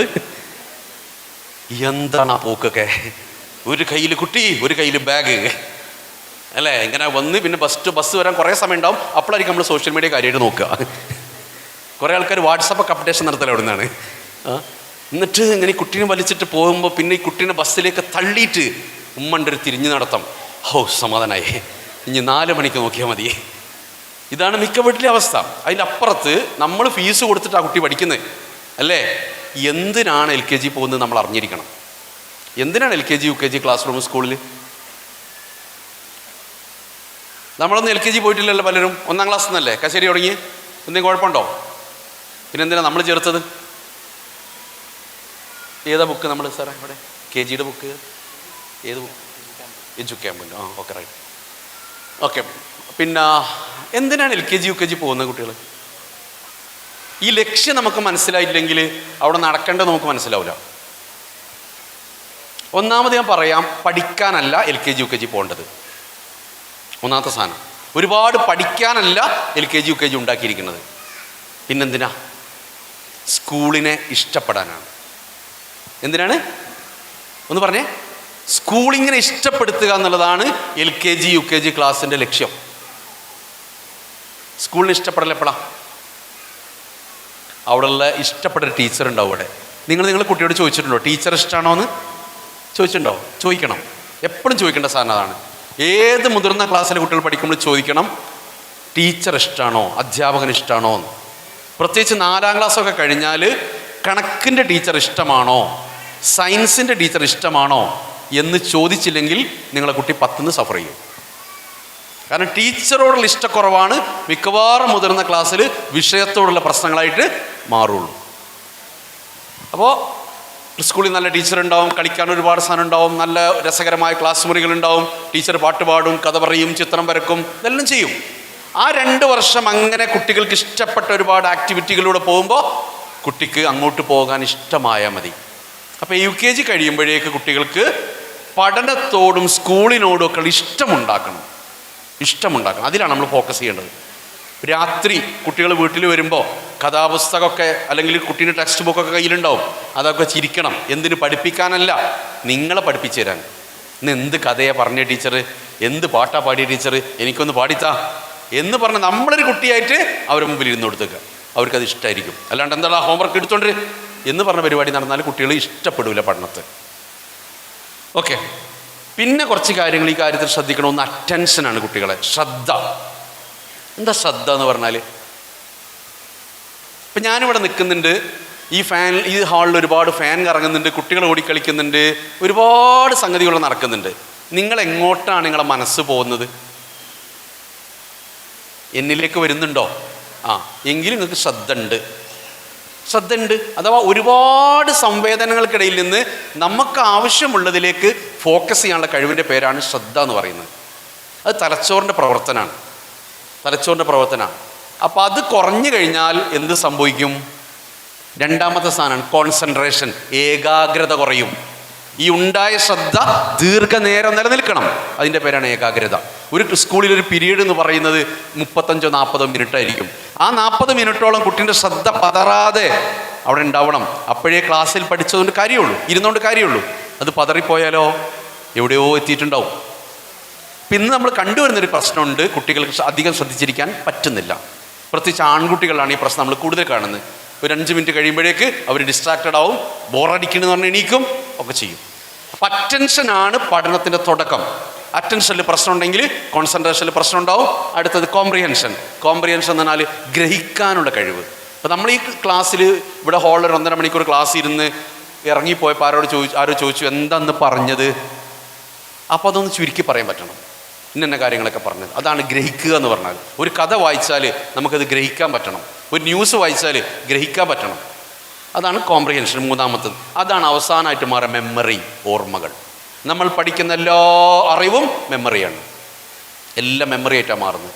ആ മെമ്മറി ഉണ്ടെങ്കിലേ കുട്ടിക്ക് പരീക്ഷയിലും ഇവിടെ നിന്ന് അങ്ങോട്ട് അത് പ്രയോജനപ്പെടുകയുള്ളൂ. ഇതാണ് പഠിക്കാൻ വേണ്ട 4 സ്കില്ലുകൾ. ഒന്ന് പറയാമോ അങ്ങോട്ട് നോക്കാതെ? 1 ശ്രദ്ധ, 2 ഏകാഗ്രത, 3 ഗ്രഹിക്കാനുള്ള കഴിവ്, 4 ഓർമ്മശക്തി. ഇതിലുള്ള പ്രശ്നങ്ങളൊക്കെ 8 വയസ്സിന് മുമ്പ് പുറത്തു വരും. അവിടെ നിങ്ങൾ ശ്രദ്ധിക്കേണ്ടത്, ശ്രദ്ധിക്കാൻ കഴിവുള്ള കുട്ടിയാണോ, അടങ്ങിയിരിക്കാൻ പ്രയാസമുള്ള കുട്ടിയാണോ, മെമ്മറി കുറവുള്ള കുട്ടിയാണോ, ഇതൊക്കെ 8 വയസ്സിന് മുമ്പ് പുറത്തു വരും. ആ കുട്ടി ആ പ്രശ്നങ്ങൾ പരിഹരിക്കാതെ മുതിർന്ന ക്ലാസ്സിലേക്ക് പോയി കഴിഞ്ഞാൽ അത് അവിടെയും പ്രശ്നങ്ങളുണ്ടാകും. അപ്പോൾ അതൊക്കെ 8ഓട് കൂടി എന്ത് ചെയ്യണം? പരിഹരിച്ച് പോകണം. നല്ല തെറാപ്പിസ്റ്റിനെയും കൗൺസിലറെയും കണ്ട് അത് പരിഹരിക്കണം. ഇനി പഠിക്കണത്തിൻ്റെ അടുത്ത കുറച്ച് സാധനങ്ങൾ 3 Rകളാണ്. ഒന്ന് വായിച്ചോക്കെ. Reading, writing, arithmetic. റീഡിംഗ് എന്ന് പറഞ്ഞാൽ എന്താ? വായിക്കുക എന്ന് പറഞ്ഞാൽ എന്താ? നിങ്ങൾ രാത്രി ഖുർആൻ വായിക്കാറില്ലേ? അത് വായനയല്ല, അത് പാരായണമാണ്. ആശയം അറിയില്ല, അർത്ഥമറിയില്ല, അതിൻ്റെ പേര് പാരായണം എന്നാണ്. അതല്ല വായന, റിസൈറ്റേഷൻ എന്ന് പറയാം. വായന എന്നുകൊണ്ട് ഉദ്ദേശിക്കുന്നത് നിങ്ങളെ കുട്ടി 2ാം ക്ലാസ് കഴിയുമ്പോൾ, ശ്രദ്ധിക്കണേ, 2ാം ക്ലാസ് കഴിയുമ്പോൾ അവൻ്റെ പാഠപുസ്തകങ്ങൾ ഒറ്റയ്ക്ക് വായിച്ച് മനസ്സിലാക്കാൻ സാധിക്കണം. 2 ഭാഷകൾ വായിക്കാൻ പറ്റണം. ഏതൊക്കെയാ? മലയാളവും ഇംഗ്ലീഷും. കഥാപുസ്തകങ്ങൾ വായിച്ച് മനസ്സിലാക്കാൻ പറ്റണം. പത്രം വായിച്ചു തുടങ്ങണം 2ാം ക്ലാസ് കഴിയുമ്പോഴേക്ക്. അതാണ് വായന. വായിച്ച് മനസ്സിലാക്കാനുള്ള കഴിവിൻ്റെ പേരാണ് വായന എന്നുള്ളത്. 2ാം തരം വരെ വായിക്കാനും എഴുതാനും പഠിക്കും. 2ാം ക്ലാസ്സിന് ശേഷം പഠിക്കാൻ വേണ്ടി എഴുതാനും വായിക്കാനും പറ്റണം. 24 വയസ്സുള്ള ചങ്ങാതി എൻ്റെ അടുത്ത് കൗൺസിലിങ്ങിന് വരുന്നത്. അവനൊരു മുടിഞ്ഞ പ്രായമുണ്ട്. അപ്പോൾ ഭയങ്കര ക്രൈസിസിലാണ് അവന്.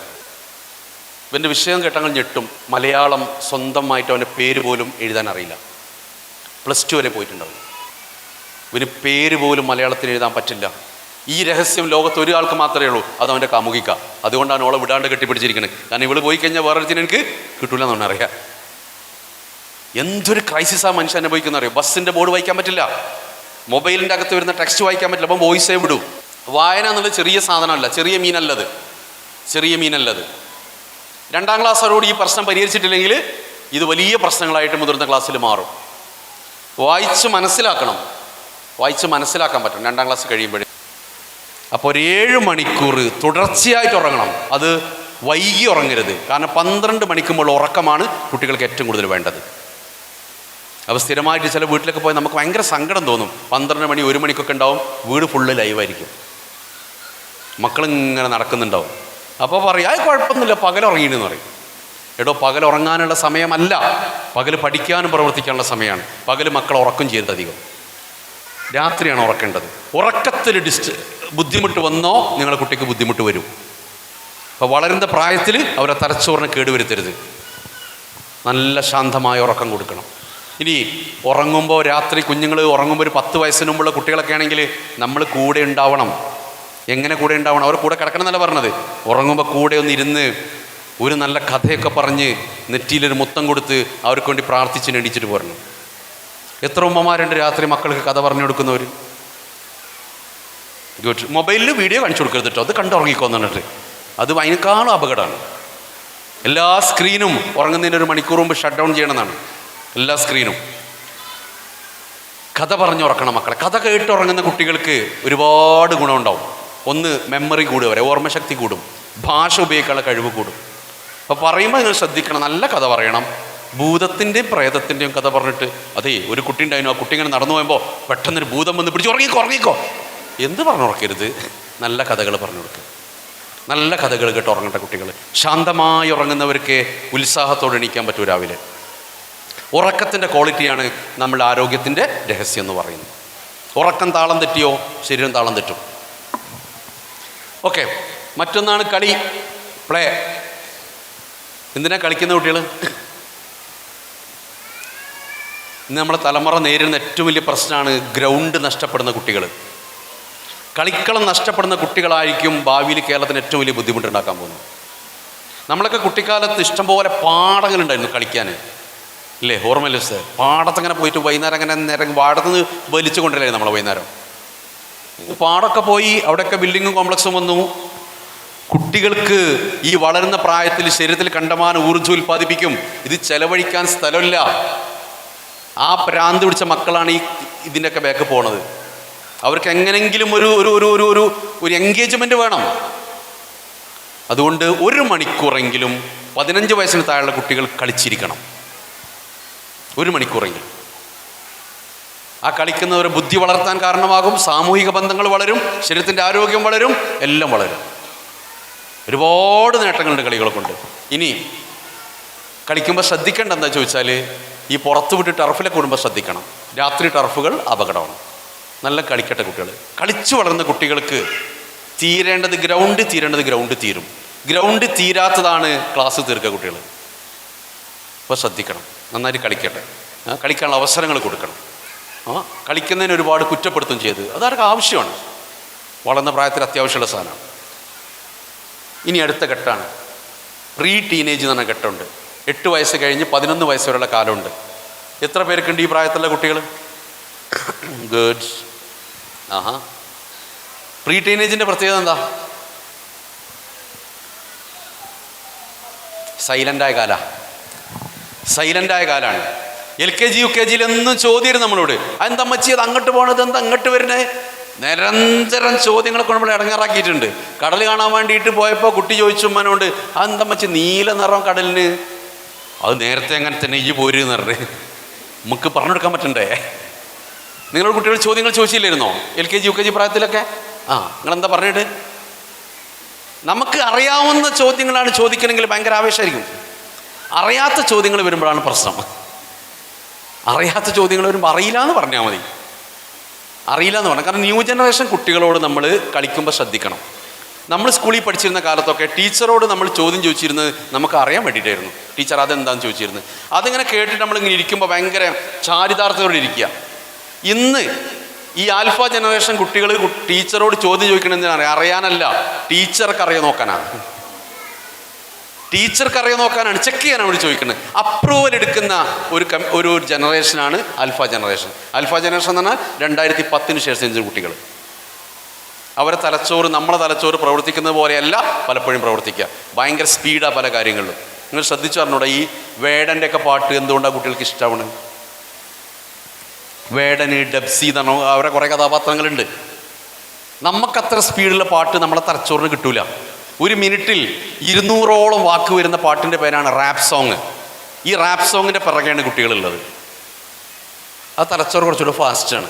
എൻ്റെ മോന് 10ൽ പഠിക്കണമെന്ന്, ഇപ്പം +2 പഠിക്കുന്നവന് 10ൽ പഠിക്കുമ്പോൾ ഈ സൈലത്തിൻ്റെ ഒക്കെ ക്ലാസ് വരും, ഓൺലൈൻ ക്ലാസ് വരുമ്പോൾ ആ ക്ലാസ് അവൻ കേൾക്കാൻ ശ്രദ്ധിച്ചിരുന്നത് യൂട്യൂബിൽ ഇത് കാണുമ്പോൾ ഡബിൾ സ്പീഡിട്ടാണ് കേൾക്കുക. സ്പീഡ് ഡബിളാക്കും. അപ്പോൾ ഞാൻ ചോദിച്ചാൽ എനിക്കത് മനസ്സിലാവുണ്ടോ? മനസ്സിലാവുണ്ടല്ലോ, മനസ്സിലാവേണ്ടത്. അപ്പോൾ ആ ഒരു ജനറേഷനാണ് നമ്മളെ മുമ്പിലുള്ളത്. നമ്മൾ ജനിച്ച ബ്ലാക്ക് ആൻഡ് വൈറ്റ് കാലത്താണ് കേട്ടോ. ബ്ലാക്ക് ആൻഡ് വൈറ്റ് മിക്ക ആൾക്കാരും 80കളിൽ ജനിച്ച മനുഷ്യന്മാരായിരിക്കും. അതുകൊണ്ട് നമ്മളെ കുട്ടിക്കാലത്തേക്ക് പോയിട്ട് ഇപ്പോഴത്തെ കുട്ടികളെ കാണരുത്.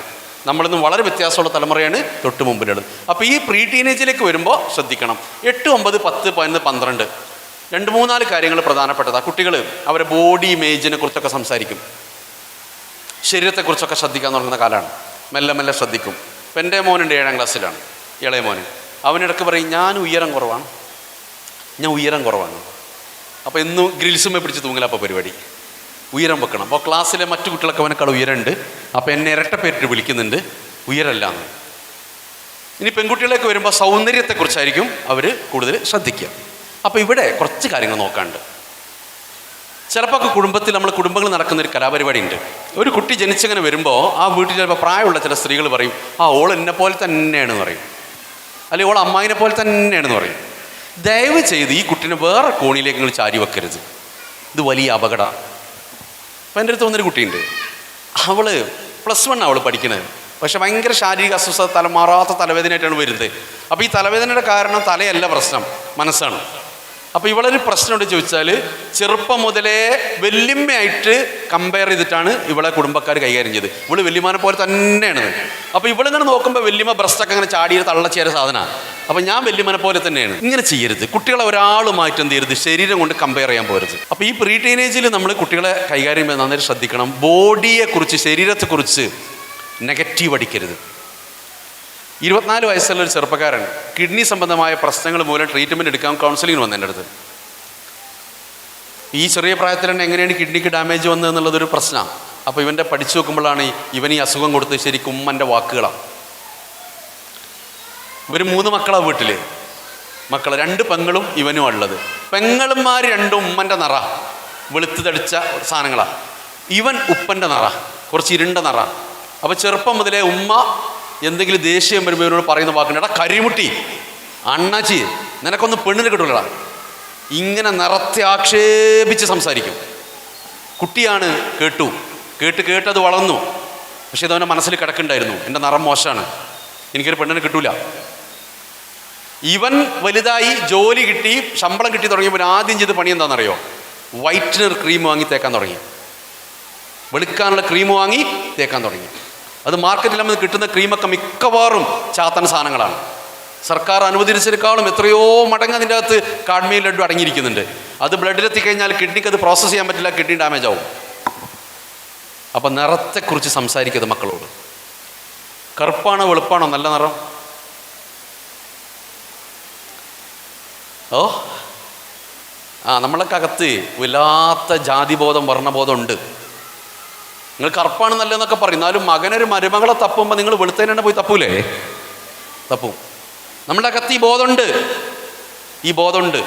ആ ബോധം ഉണ്ടാക്കിയത് മാർക്കറ്റാണ്, പരസ്യങ്ങളാണ്. മമ്മൂട്ടി തേക്കുന്ന സോപ്പ് ഇന്ദുലേഖ തേച്ച് വെളുക്കാം.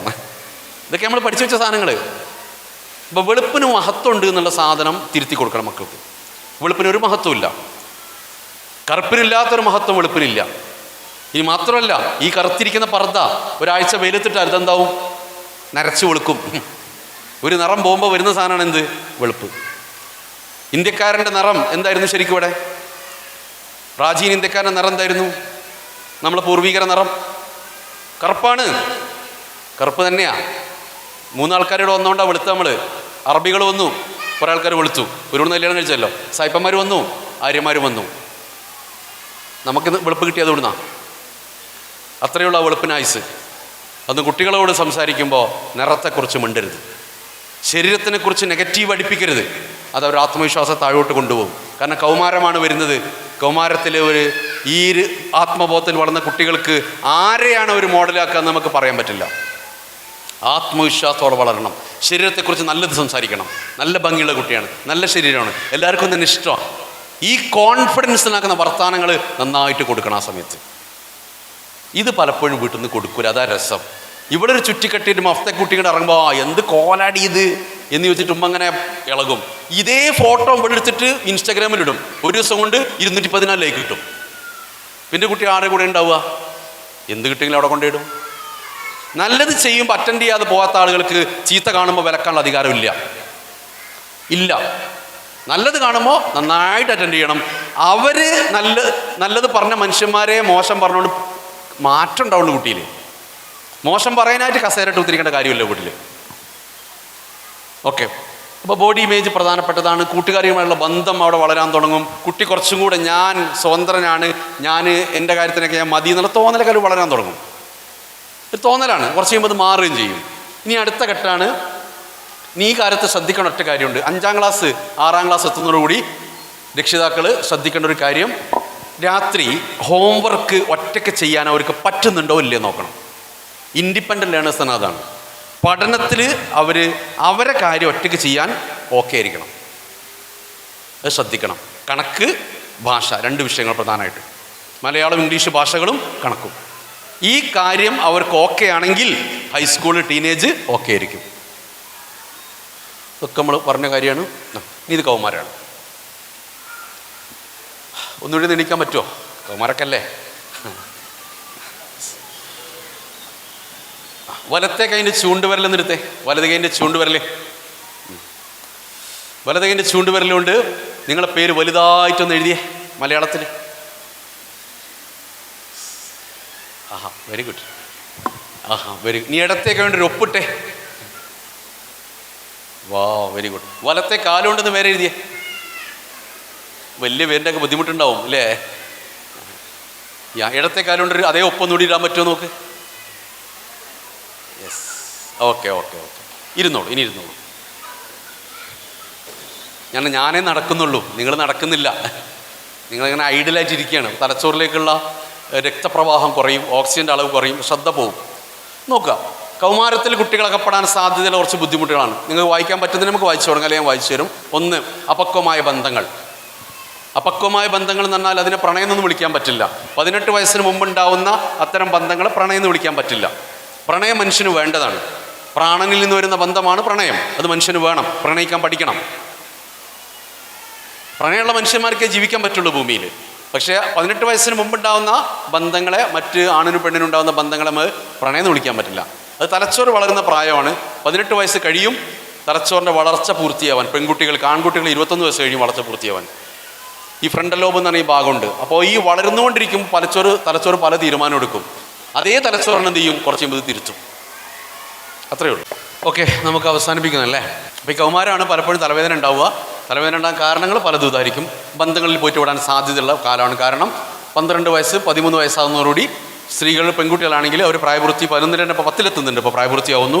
അണ്ടാശയത്തിൽ അണ്ടം ഉൽപ്പാദിപ്പിക്കുന്നു, ഈസ്ട്രജൻ ഉൽപ്പാദിപ്പിക്കുന്നു. അപ്പം അപ്പുറത്തിരിക്കുന്ന ആൺകുട്ടിയോട് ആകർഷണം തോന്നും, നോക്കാൻ തോന്നും, കാണാൻ തോന്നും, മിണ്ടാൻ തോന്നും. ഇതൊക്കെ സ്വാഭാവികമാണ്, ആ തോന്നലുകളൊക്കെ. ആൺകുട്ടിക്ക് ഇതേപോലെ തോന്നലുണ്ടാവും. സെക്സ് ഹോർമോണുകൾ ആക്റ്റീവ് ആവുന്നതിൻ്റെ ലക്ഷണമാണത്. പക്ഷേ ബന്ധങ്ങൾ നിർവചിക്കാനുള്ള പ്രയാസം കുട്ടികൾക്കുണ്ടെങ്കിൽ നമ്മൾ ഹെൽപ്പ് ചെയ്ത് കൊടുക്കണം. അവിടെയാണ് പ്രശ്നം ഉണ്ടാവുക. അതായത് സൗഹൃദമാണോ ബെസ്റ്റിയാണോ, ഇന്ന് ബെസ്റ്റികളുണ്ട് കുറേ അല്ലേ, ബെസ്റ്റിയാണോ, പിന്നെ അങ്ങനെ കുറേ ഡൗട്ട് വരും കുട്ടികൾക്ക്. അപ്പോൾ ബന്ധങ്ങളെ കൃത്യമായിട്ട് നിർവചിക്കാനുള്ള ഒരു സപ്പോർട്ടാണ് രക്ഷിതാവ് എന്ന രീതിയിൽ ആ പ്രായത്തെ നമ്മൾ കൊടുക്കേണ്ടത്. നല്ല സൗഹൃദങ്ങൾ ഉണ്ടാക്കാൻ പഠിപ്പിക്കണം കുട്ടികളെ. നല്ല സൗഹൃദങ്ങൾ വേണം കുട്ടികൾക്ക്. അപ്പോൾ കൂട്ടുകെട്ട് നന്നായിരിക്കണം, പക്ഷെ കെട്ട കൂട്ടുണ്ടോ നോക്കണം. കൂട്ടുകെട്ട് വേറെ, കെട്ട കൂട്ട് വേറെ. നാട്ടിൽ ആൺകുട്ടികളാണെങ്കിൽ നല്ല സൗഹൃദങ്ങൾ ധാരാളം ഉണ്ടാക്കണം. ഒരു ആൺകുട്ടി 16 വയസ്സാകുമ്പോഴേക്ക് ആ നാട്ടിൽ നല്ല ഫ്രണ്ട്ഷിപ്പ് ഉണ്ടാക്കാൻ നിങ്ങൾ സഹായിക്കണം. കാരണം ആ കാലത്തുണ്ടാകുന്ന സൗഹൃദമായിരിക്കും ഭാവിയിൽ ആ ആൺകുട്ടിയുടെ നാട്ടിലെ ഐഡൻറ്റിറ്റി എന്ന് പറയുന്നത്. അവൻ ആ നാട്ടിൽ ഒരു അഡ്രസ്സ് ഉണ്ടാവേണ്ട മനുഷ്യനാണ്. പെൺകുട്ടികൾക്ക് ഇതില്ലെങ്കിൽ കുഴപ്പമില്ല, കാരണം ഒരു വിവാഹം കഴിഞ്ഞ് മറ്റു നാടുകളിലേക്ക് പോകേണ്ടവരാണ്. അപ്പോൾ നാട്ടിൽ നല്ല സംഘടനകളിലൊക്കെ മക്കളെ മെമ്പർഷിപ്പ് എടുപ്പിക്കണം. എന്നിട്ട് അതിലൊക്കെ ഭാഗമാക്കണം. പള്ളിയുമായിട്ടും മദ്രസയുമായിട്ട് അടുപ്പിക്കണം ചെറുപ്പത്തിൽ ആൺകുട്ടികളെ. അപ്പോൾ അവരെന്ത് ചെയ്യും, നല്ല ആളുകൾ കൂടെ വരാനുള്ള സാധ്യത കൂടും. കൂട്ടുകെട്ട് നന്നായി കഴിഞ്ഞാൽ ഏറെക്കുറെ മനുഷ്യൻ രക്ഷപ്പെട്ടു പോകുന്ന. കാരണം നമ്മളെ ഏറ്റവും അടുത്ത 5 കൂട്ടുകാരുടെ ആവറേജാണ് ഞാൻ നിങ്ങളൊക്കെ. നിങ്ങൾ ഏറ്റവും അടുത്ത 5 സുഹൃത്തുക്കൾ എടുത്ത് നോക്കുക. ആ 5 സുഹൃത്തുക്കളെ സ്വഭാവത്തിൻ്റെയും കയ്യിലിരിപ്പിൻ്റെയും ചിന്തയുടെയൊക്കെ ശരാശരിയായിരിക്കും നമ്മൾ. അത് നന്നായി കഴിഞ്ഞാൽ നമ്മൾ നന്നാവും. പിന്നെ ലഹരി സാധനങ്ങളുണ്ട്, ഇതിലേക്ക് പോകുന്നില്ല. മൊബൈൽ ഒരു കാര്യമുണ്ട്, അഡിക്ഷൻ ഉണ്ടാവാൻ സാധ്യതയുണ്ട്. 2 കാര്യങ്ങളാണ് കൗമാരത്തിൽ മൊബൈലിലോട്ട് കുട്ടികളെ ആകർഷിക്കുന്ന. സോഷ്യൽ മീഡിയയാണ്. ഇൻസ്റ്റഗ്രാമിലേക്ക് ആദ്യം നമ്മൾ രക്ഷിതാക്കൾ ഉണ്ടായിരുന്നില്ല. നമ്മൾ ഇൻസ്റ്റയിൽ കയറിയപ്പോൾ ഒരു ഇൻസ്റ്റ വിട്ടു, ഒരിപ്പോൾ സ്നാപ്ചാറ്റിലാണ്. അപ്പോൾ ശ്രദ്ധിക്കണം. സോഷ്യൽ മീഡിയ ഒരു സാധ്യതയാണ്. സാധ്യതയാവുന്നതൊക്കെ ബാധ്യതയാവും. നമുക്ക് കണ്ടിട്ടുന്നുള്ള സാധ്യതയാണ്, കാണാം. കണ്ടിരിക്കണം എന്നുള്ളതാണ് ബാധ്യത. കാണേണ്ടത് കണ്ടിരിക്കണം. അപ്പോൾ സോഷ്യൽ മീഡിയ നന്നായിട്ട് ഉത്തരവാദിത്തത്തിൽ ഉപയോഗിക്കാനുള്ള അവസരമാണ് കൊടുക്കേണ്ടത്. അപ്പോൾ അത് ഒന്ന് ശ്രദ്ധിക്കേണ്ടത്, ഒറ്റയ്ക്ക് മൊബൈൽ കൊടുക്കാതിരിക്കുക. ഒറ്റയ്ക്ക് റൂമിലിരുന്ന് മൊബൈൽ കൊടുക്കാതിരിക്കുക. രാത്രി കിടക്കുമ്പോൾ മൊബൈൽ കൊടുക്കാതിരിക്കുക. സ്വകാര്യതയാണ് മനുഷ്യന് ഏറ്റവും വലിയ പ്രശ്നം. സ്വകാര്യതയിലാണ് മനുഷ്യന് ചിന്തകൾ കൈവിട്ട് പോവുക. ഒരു 10ാം ക്ലാസ്സിന് പയ്യൻ്റെ അടുത്ത് വരുന്നുണ്ട്. ഇപ്പോൾ അവന് ഈ മൊബൈലിന് അഡിക്റ്റായി. മൊബൈലിൽ തന്നെ ഗെയിമിൽ ഈ ബെറ്റ് ആപ്പുകൾക്ക് അഡിക്റ്റാണ്. ബെറ്റ് വെക്കുന്ന ആപ്പുകളുണ്ട് മൊബൈലിൻ്റെ അകത്ത്. അതിലൊരുപാട് പൈസ പോയി. ബാപ്പാൻ്റെ പൈസ കുറേ കൊണ്ടിട്ട് അങ്ങനെ കുറേ പൈസ പോയി. മാത്രമല്ല, ഇനി പോൺ വീഡിയോസിന് അഡിക്റ്റ് ആ ചെക്കൻ. 10ാം ക്ലാസ്സിലാണ്. അപ്പോൾ ഈ പോൺ വീഡിയോസിന് ആൺകുട്ടികൾ അഡിക്റ്റായി കഴിഞ്ഞാൽ അവർക്ക് വല്ലാണ്ടത് ബാധിക്കും. കാരണം ആൺകുട്ടികൾ പോൺ വീഡിയോസ് കണ്ടു കഴിഞ്ഞാൽ സ്വയംഭോഗം നടത്തും, മാസ്റ്റർബേറ്റ് ചെയ്യും. അപ്പോൾ ഈ മാസ്റ്റർബേഷൻ കഴിഞ്ഞാൽ ആൺകുട്ടികൾക്ക് ഭയങ്കര കുറ്റബോധം വരും. അപ്പോൾ കുറ്റബോധം ഒരേ സമയം വരും, സുഖം ഒരേ സമയം വരും. അപ്പോൾ ഈ സുഖം ആലോചിച്ചിട്ട് ഇത് വീണ്ടും ചെയ്യും. അത് കഴിഞ്ഞാൽ കുറ്റബോധം ഉണ്ടാവും. ഇത് നിരന്തരം ആവർത്തിക്കുമ്പോൾ കോൺഫിഡൻസ് കുറയും. അപ്പോൾ ക്ലാസ് ശ്രദ്ധിക്കാൻ പറ്റില്ല. അപ്പം പറയും, സാറേ ക്ലാസ്സിലൊക്കെ ഇരുന്നാൽ ഇന്നലെ കണ്ട സാധനം മനസ്സിൽ ഇങ്ങനെ വരിക, വിഷ്വൽസ് ഇങ്ങനെ തള്ളി വരും മനസ്സിൽ. അപ്പോൾ സ്വകാര്യതയിൽ ഉമ്മൻ്റെ മൊബൈൽ ഉപയോഗിച്ചിട്ട് രാത്രി കിടക്കുന്നത്, അതാണ് പ്രശ്നം. മൊബൈൽ ഒറ്റയ്ക്ക് കിട്ടുന്നു, വീട്ടിൽ വൈഫൈ ഉണ്ട്. അപ്പോൾ അത് ശ്രദ്ധിക്കണം. ഒറ്റയ്ക്ക് നെറ്റ് ഉപയോഗിക്കാനുള്ള സാധ്യതകൾ ഒഴിവാക്കി കൊടുക്കണം. അതേ ചെയ്യാനുള്ളൂ. ഉറവിടം കട്ട് ചെയ്യുക എന്നുള്ളത് മാത്രമേ ചെയ്യാനുള്ളൂ.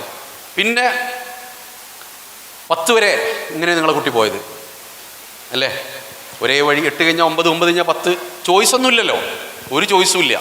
എല്ലാ ക്ലാസ്സിലും എല്ലാ വിഷയം കൂട്ടി പഠിക്കണം, എല്ലാ വിഷയം പഠിക്കണം. അപ്പോൾ അവിടെ കുട്ടികളെ നമ്മളെ കയ്യിൽ കിട്ടാനുള്ള ഒറ്റ കാര്യമുണ്ട്, ലക്ഷ്യബോധം ഉണ്ടാക്കി കൊടുക്കണം. ഇടയ്ക്ക് ചോദിക്കണം. ഹൈസ്കൂളൊക്കെ പഠിക്കുന്ന കുട്ടികളോട് 6ാം ക്ലാസ് മുതൽ തുടങ്ങണം നമ്മൾ പറയൽ, എന്താ വനിഷ്ടം, ആരാ വനിഷ്ടം ചോദിക്കലുണ്ടെങ്കിൽ മക്കളോട് ചോദിക്കണം ആരാ വനിഷ്ടം എനിക്ക്. അപ്പോൾ ചിലപ്പം കഴിഞ്ഞ വർഷം പറഞ്ഞാലും ഈ വർഷം പറയാം, മാറ്റം ഉണ്ടാവും. ആയിക്കോട്ടെ, എന്നാലും ഞാൻ എന്തെങ്കിലുമൊക്കെ ആവേണ്ട ആളാണെന്നുള്ള തോന്നൽ കുട്ടിയിൽ ഉണ്ടാക്കും. ആ ചോദ്യം ചോദിക്കണം. ലക്ഷ്യബോധം മനസ്സിലുറച്ച കുട്ടികൾ ട്രാക്ക് തെറ്റാനുള്ള സാധ്യത കുറവാണ്. ലക്ഷ്യബോധമില്ലാത്ത ആൾക്കാരെ ട്രാക്ക് തെറ്റുള്ളൂ. അപ്പോൾ 10 വരെയും വരെ പോവും, വലിയ കൺഫ്യൂഷൻ ഉണ്ടാവില്ല. 10 കഴിഞ്ഞാലോ ട്രാക്കിൻ്റെ എണ്ണം കൂടും. കൊമേഴ്സ് വേണോ, ഹ്യൂമാനിറ്റീസ് വേണോ, സയൻസ് വേണോ, ഇങ്ങനെ ട്രാക്കുകൾ വരും. അപ്പോൾ നല്ല തീരുമാനങ്ങൾ എടുക്കാൻ കുട്ടികൾക്ക് പറ്റണം. ഇനി +2 കഴിഞ്ഞാൽ ഇതേപോലെ ആയിരിക്കും അവരുടെ മുമ്പിലുള്ള ചോയ്സുകൾ. ചിലപ്പോൾ മുതിർന്ന കുട്ടികൾ നിങ്ങൾ വീട്ടിലുണ്ടാവും. ഇപ്പം ഏറ്റവും വലിയ ട്രെൻഡാണ് CA പഠിക്കാൻ പോവുക, ICSE പഠിക്കാൻ പോവുക, 21ാമത്തെ വയസ്സിൽ ലൈഫ് സെറ്റാക്കും എന്നൊക്കെ പറഞ്ഞ പരസ്യങ്ങൾ. ഒരു ഭാഗത്ത് മമ്മൂട്ടി, ഒരു ഭാഗത്ത് മോഹൻലാൽ. ഇവരെന്നിട്ട് ഇങ്ങനെ തള്ളുകയാണ് കുട്ടികളെ കൊമേഴ്സിലോട്ട്. ഇപ്പോൾ കൊമേഴ്സ് സാധ്യതയുള്ള ഏരിയ തന്നെയാണ്. പക്ഷേ ഈ പോകുന്ന മനുഷ്യന്മാരൊന്നും അത് പാസ്സായി പോരെന്ന് വിശ്വസിക്കരുത്. 100 കുട്ടികൾ ചേരുമ്പോൾ 4-5 കുട്ടികളെ കോഴ്സ് പാസ്സാവുള്ളൂ. 4%, 5%ഒക്കെയാണ് ഇതിൻ്റെയൊക്കെ പാസ് പെർസെൻറ്റേജ്. ലക്ഷങ്ങളെ കൊണ്ടിടേണ്ടി വരും. കണക്കിന് അടിത്തറയില്ലാത്തവരെ ആ കോഴ്സിന് വിടരുത്. ഒരു കാലത്ത് മൾട്ടിമീഡിയ പഠിക്കലായിരുന്നു ഭയങ്കര ഹരം. ഇന്ന് പെൺകുട്ടികളെ ഏറ്റവും വലിയ ഹരം എന്താണെന്നറിയോ? സൈക്കോളജി പഠിക്കലാണ്. എല്ലാവർക്കും സൈക്കോളജി പഠിക്കണം. പോയി പെടുന്ന മിക്കവാറും മനുഷ്യരാണ്. കാരണം സ്കൂളിലൊക്കെ നടക്കുന്ന മോട്ടിവേഷൻ ക്ലാസ് കേട്ടിട്ട് അവർ വിചാരിക്കും ഇതാണ് സൈക്കോളജി എന്ന്. അതല്ല സൈക്കോളജി, അത് പോസിറ്റീവ് സൈക്കോളജി മാത്രമാണ്. വിഷയമായിട്ട് പഠിക്കുകയാണെങ്കിൽ സൈക്കോളജിയോളം വെറുപ്പിക്കുന്ന വിഷയം വേറല്ല. അത്രയും തിയറി പഠിക്കണം അതിൻ്റെ അകത്ത്. അപ്പോൾ കുട്ടികൾക്ക് തീരുമാനങ്ങളുടെ സഹായങ്ങൾ വേണം. 2 കാര്യങ്ങൾ നമ്മൾ അവസാനിപ്പിക്കുന്നു. 2 കാര്യങ്ങളെക്കുറിച്ച് കൃത്യമായിട്ട് അവെയർ ആയിരിക്കണം. കുട്ടികൾ കൊടുക്കാൻ പാടില്ലാത്ത ഒന്ന് ഓവർ പാമ്പറിങ്, അമിതലാളനയാണ് ഇന്ന് മിക്കവാറും കുട്ടികളുടെ ലൈഫിൽ ശത്രുവായിട്ട് മാറുന്നത്. കുട്ടികളുടെ എണ്ണം കുറവാണ്, കുടുംബത്തിൽ എണ്ണം കുറവാണ്. അതുകൊണ്ട് തന്നെ ലാളന കൂടുന്നുണ്ട്. സ്നേഹം എത്ര നിങ്ങൾക്ക് കൊടുക്കാം, ഒരു പ്രശ്നമില്ല, സ്നേഹം എത്രയും കൊടുക്കാം. പക്ഷെ ലാളനയും സ്നേഹവും തമ്മിൽ നല്ല വ്യത്യാസമുണ്ട്. കുട്ടികൾ ആവശ്യങ്ങളൊക്കെ നിറവേറ്റി കൊടുക്കണം, അതൊന്നും താമസിപ്പിക്കാൻ പാടില്ല. പക്ഷെ ആഗ്രഹങ്ങളെല്ലാം സാധിപ്പിച്ച് കൊടുക്കരുത്. ആഗ്രഹങ്ങളെല്ലാം സാധിപ്പിച്ച് കൊടുക്കുന്ന പരിപാടിൻ്റെ പേരാണെന്ത്? ലാളന. ചോദിക്കണമൊക്കെ കിട്ടും.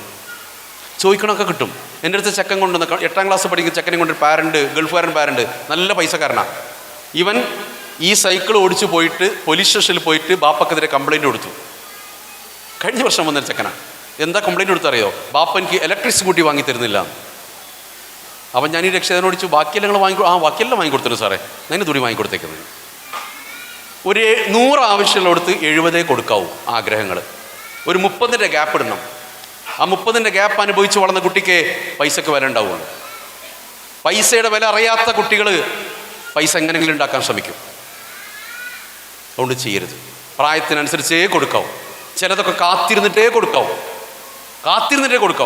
ഇപ്പം ഇവിടെ ഇരിക്കുന്ന ആൾക്കാർ നിങ്ങൾക്ക് എത്രാമത്തെ വയസ്സിലാണ് വാച്ച് കിട്ടി ആലോചിച്ചാൽ മതി. ഞാൻ 5ാം ക്ലാസ് പഠിക്കുമ്പോൾ ആദ്യത്തെ വാച്ച് കിട്ടുന്നത്. ഒരു പേന പോയപ്പോൾ സ്കൂളിൽ പഠിക്കുമ്പോൾ ഒരു പേന നഷ്ടപ്പെട്ട വീട്ടിൽ പറയാൻ പേടിയുണ്ടായിരുന്നു നമുക്ക്.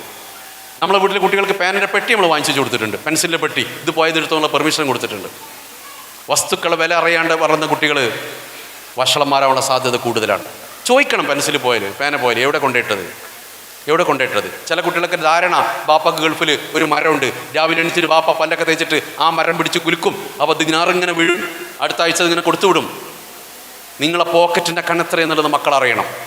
പോക്കറ്റിൻ്റെ കനമറിയാതെ മക്കളെ വളർത്തരുത്. പൈസ ഇല്ലെങ്കിൽ പൈസ ഇല്ല എന്ന് പറയണം. ഉപ്പച്ചിക്ക് ഇത്ര പറ്റൂല, നമ്മൾക്ക് ഇത്ര പൈസയേ ഉള്ളൂ, ഇത് പറയുന്നതിന് ഒരു കുറവും വിചാരിക്കരുത്. നിങ്ങളെ പോക്കറ്റിൻ്റെ കനമറിഞ്ഞേ മക്കൾ വളരാവും. മക്കളെ മുമ്പിൽ ഒരിക്കലും നമ്മൾ പൈസക്കാരായിട്ട് അഭിനയിക്കരുത്. അത് മക്കൾക്ക് തെറ്റായ വിശ്വാസങ്ങൾ കൊടുക്കും നമ്മളെക്കുറിച്ച്. അതുണ്ടാവരുത്. ഇതാണ് പാമ്പറിങ് എന്ന് പറഞ്ഞാൽ. ഇനി സ്കൂളിൽ ഫീസ് അടക്കാൻ ബാക്കിയുണ്ടെങ്കിൽ അത് അടുത്ത കൊല്ലത്തേക്ക് മാറ്റി കിടന്ന് അടച്ചിട്ട് പോയാൽ മതി. പലപ്പോഴും നമ്മൾ സ്വകാര്യ സ്കൂളുകൾ അനുഭവിക്കുന്ന ക്രൈസിസ് എന്താ അറിയോ? ഫീസൊക്കെ ഇങ്ങനെ പെൻഡിങ് ഉണ്ടാവും 2, 3, 4 കൊല്ലത്തൊക്കെ. ഞാൻ ആലോചിക്കേണ്ട ഈ രക്ഷിതാക്കൾക്കൊക്കെ മരിച്ചുകൊണ്ടേന്നാണ്. മരിച്ചു പോയിട്ടുണ്ടെങ്കിൽ ഉസ്താദ് ഇങ്ങനെ മയ്യത്ത് ഇങ്ങനെ മുന്നിൽ വെച്ചിട്ട് പറയും, മിഹ്റാബെന്ന് ഇത് ഈ കിടക്കുന്ന ഇയാളാണ്, ഇയാൾക്ക് സാമ്പത്തികമായിട്ട് എന്തെങ്കിലുമൊക്കെ ഉണ്ടെങ്കിൽ മോഹന് കബീർ പുറത്തേക്കുണ്ട്, മോനോട് ചോദിച്ചാൽ മതിട്ടോന്ന്. കബീറിന് കൊടുക്കാനുള്ള പൈസ കുറച്ചേ ഉണ്ടാവുള്ളൂ ചിലപ്പോൾ, പക്ഷേ സ്കൂളിൽ കൊടുക്കാനുള്ള ഫീസ് അവിടെ ബാക്കി ഉണ്ടാവും. ഇത് നമ്മൾ കൊടുക്കാമെന്നേറ്റ ഫീസാണ് അല്ലേ? അഡ്വാൻസ് അടക്കണ പൈസ. കാരണം നമ്മൾ നാളെ ബടിയായി പോയി കഴിഞ്ഞാലും മക്കൾക്ക് പഠിക്കാൻ പറ്റണം. മദ്രസയിലും സ്കൂളിലും ഫീസൊന്നും ഉസ്താദുമാരൊക്കെ ഇങ്ങനെ ചോദിക്കിയിട്ട് ഇങ്ങനെ രക്ഷിതാവിനെ വിളിക്കുക, എന്തോരം ചീഞ്ഞ പരിപാടി അതൊക്കെ. എന്തോരം ചീഞ്ഞ പരിപാടിയാണെന്നറിയോ? ചിലപ്പോൾ 1.5 വർഷത്തെ ഫീസ് കൊടുക്കാൻ രക്ഷിതാക്കൾ ഉണ്ടാവാറുണ്ട്. ചിലപ്പോൾ ഒരു അടുത്തുള്ള ഹജ്ജിന് പോകും. എങ്ങനെ ഈ ഹജ്ജ് സ്വീകരിക്കുക, എങ്ങനെ ഈ ഉംറ സ്വീകരിക്കുക? സാമ്പത്തിക ഇടപാട് നാട്ടിൽ ബാക്കിയാക്കിയിട്ട് പടച്ചോൻ്റെ ഇടപാട് തീർക്കാൻ പോകാൻ എവിടെയാണ് നമ്മളോട് പറഞ്ഞത്? അതുകൊണ്ട് ഫീസ് അഡ്വാൻസ് അടക്കണം. അതാണ് അന്തസ്സുള്ള രക്ഷിതാവിൻ്റെ ലക്ഷണം. അതിനുവേണ്ടി ഇങ്ങനെ നോട്ടീസ് അയക്കുക, കോൾ അടിക്കുക, വിളിക്കുക, ഓഫീസിൽ നിന്ന് വിളിക്കുക, പിന്നെ കുറച്ച് കഴിയുമ്പോൾ വോൾ എടുക്കാൻ പറ്റൂല നമുക്ക്. ഉണ്ടാവരുത്. നമ്മളെ മക്കൾ പഠിക്കുന്നതിന് ചിലവ് നമ്മൾ കൊടുക്കാൻ നേറ്റതാണ്, അത് നമ്മൾ വഹിക്കണം. അതിലൊരു വീഴ്ചയും വരുന്നത്. കാരണം നമ്മളെ ബാധ്യതയാണത്, ഹക്കാണ്.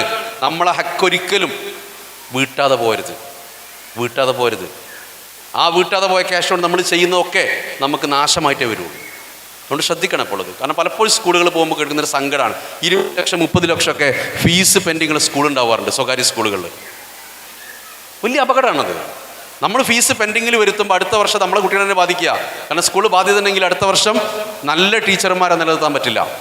അപ്പോൾ ശമ്പളം കുറഞ്ഞ ടീച്ചേഴ്സിനെ വെക്കേണ്ടി വരും. നല്ല ടീച്ചേഴ്സിനെ വെക്കണം, നല്ല ശമ്പളം കൊടുക്കണം. നല്ല ശമ്പളം കൊടുക്കാൻ നമ്മൾ സപ്പോർട്ട് ചെയ്യണം, അതേ പറ്റുള്ളൂ. നല്ലത് കിട്ടാൻ വില കൊടുക്കണം, അത് നിർബന്ധം. Okay, over pampering. രണ്ടാമത്തെ സാധനമാണ് ട്രോമകളില്ലാതിരിക്കുക കുട്ടികൾ. ട്രോമ എന്ന് പറഞ്ഞാൽ ദുരന്തമായിട്ട് മാറുന്ന അനുഭവങ്ങളുണ്ട്. അതിൻ്റെ ചില സാധനങ്ങൾ പറഞ്ഞാൽ നമുക്ക് മനസ്സിലാവും. ഒന്നിതാണ് പരിഹാസം കേട്ട് വളരുക, കളിയാക്കൽ കേട്ട് വളരുക. കളിയാക്കൽ നിരന്തരം കേട്ട് വളർന്ന കുട്ടികൾ സ്വയം മതിപ്പില്ലാത്ത മക്കളായിട്ട് മാറും. അവർക്ക് സ്വയം മതിപ്പുണ്ടാവില്ല, സ്വയം വിലയുണ്ടാവില്ല. സ്വയം വിലയില്ലാത്തവന് ആര് കയറി നിരങ്ങും. അവർക്ക് ശരീരത്തിന് വിലയുണ്ടാവില്ല. പലപ്പോഴും ഈ കൗമാരത്തിലും യൗവനത്തിലൊക്കെ മിസ്യൂസ് ചെയ്യപ്പെടുന്ന പെൺകുട്ടികളെ എടുത്ത് നോക്കിയാൽ മതി, സ്വയം വിലയില്ലാത്ത കുട്ടികളായിരിക്കും. മതിപ്പുണ്ടാവില്ല, ആർക്കും ഉപയോഗിക്കാം അവരെ.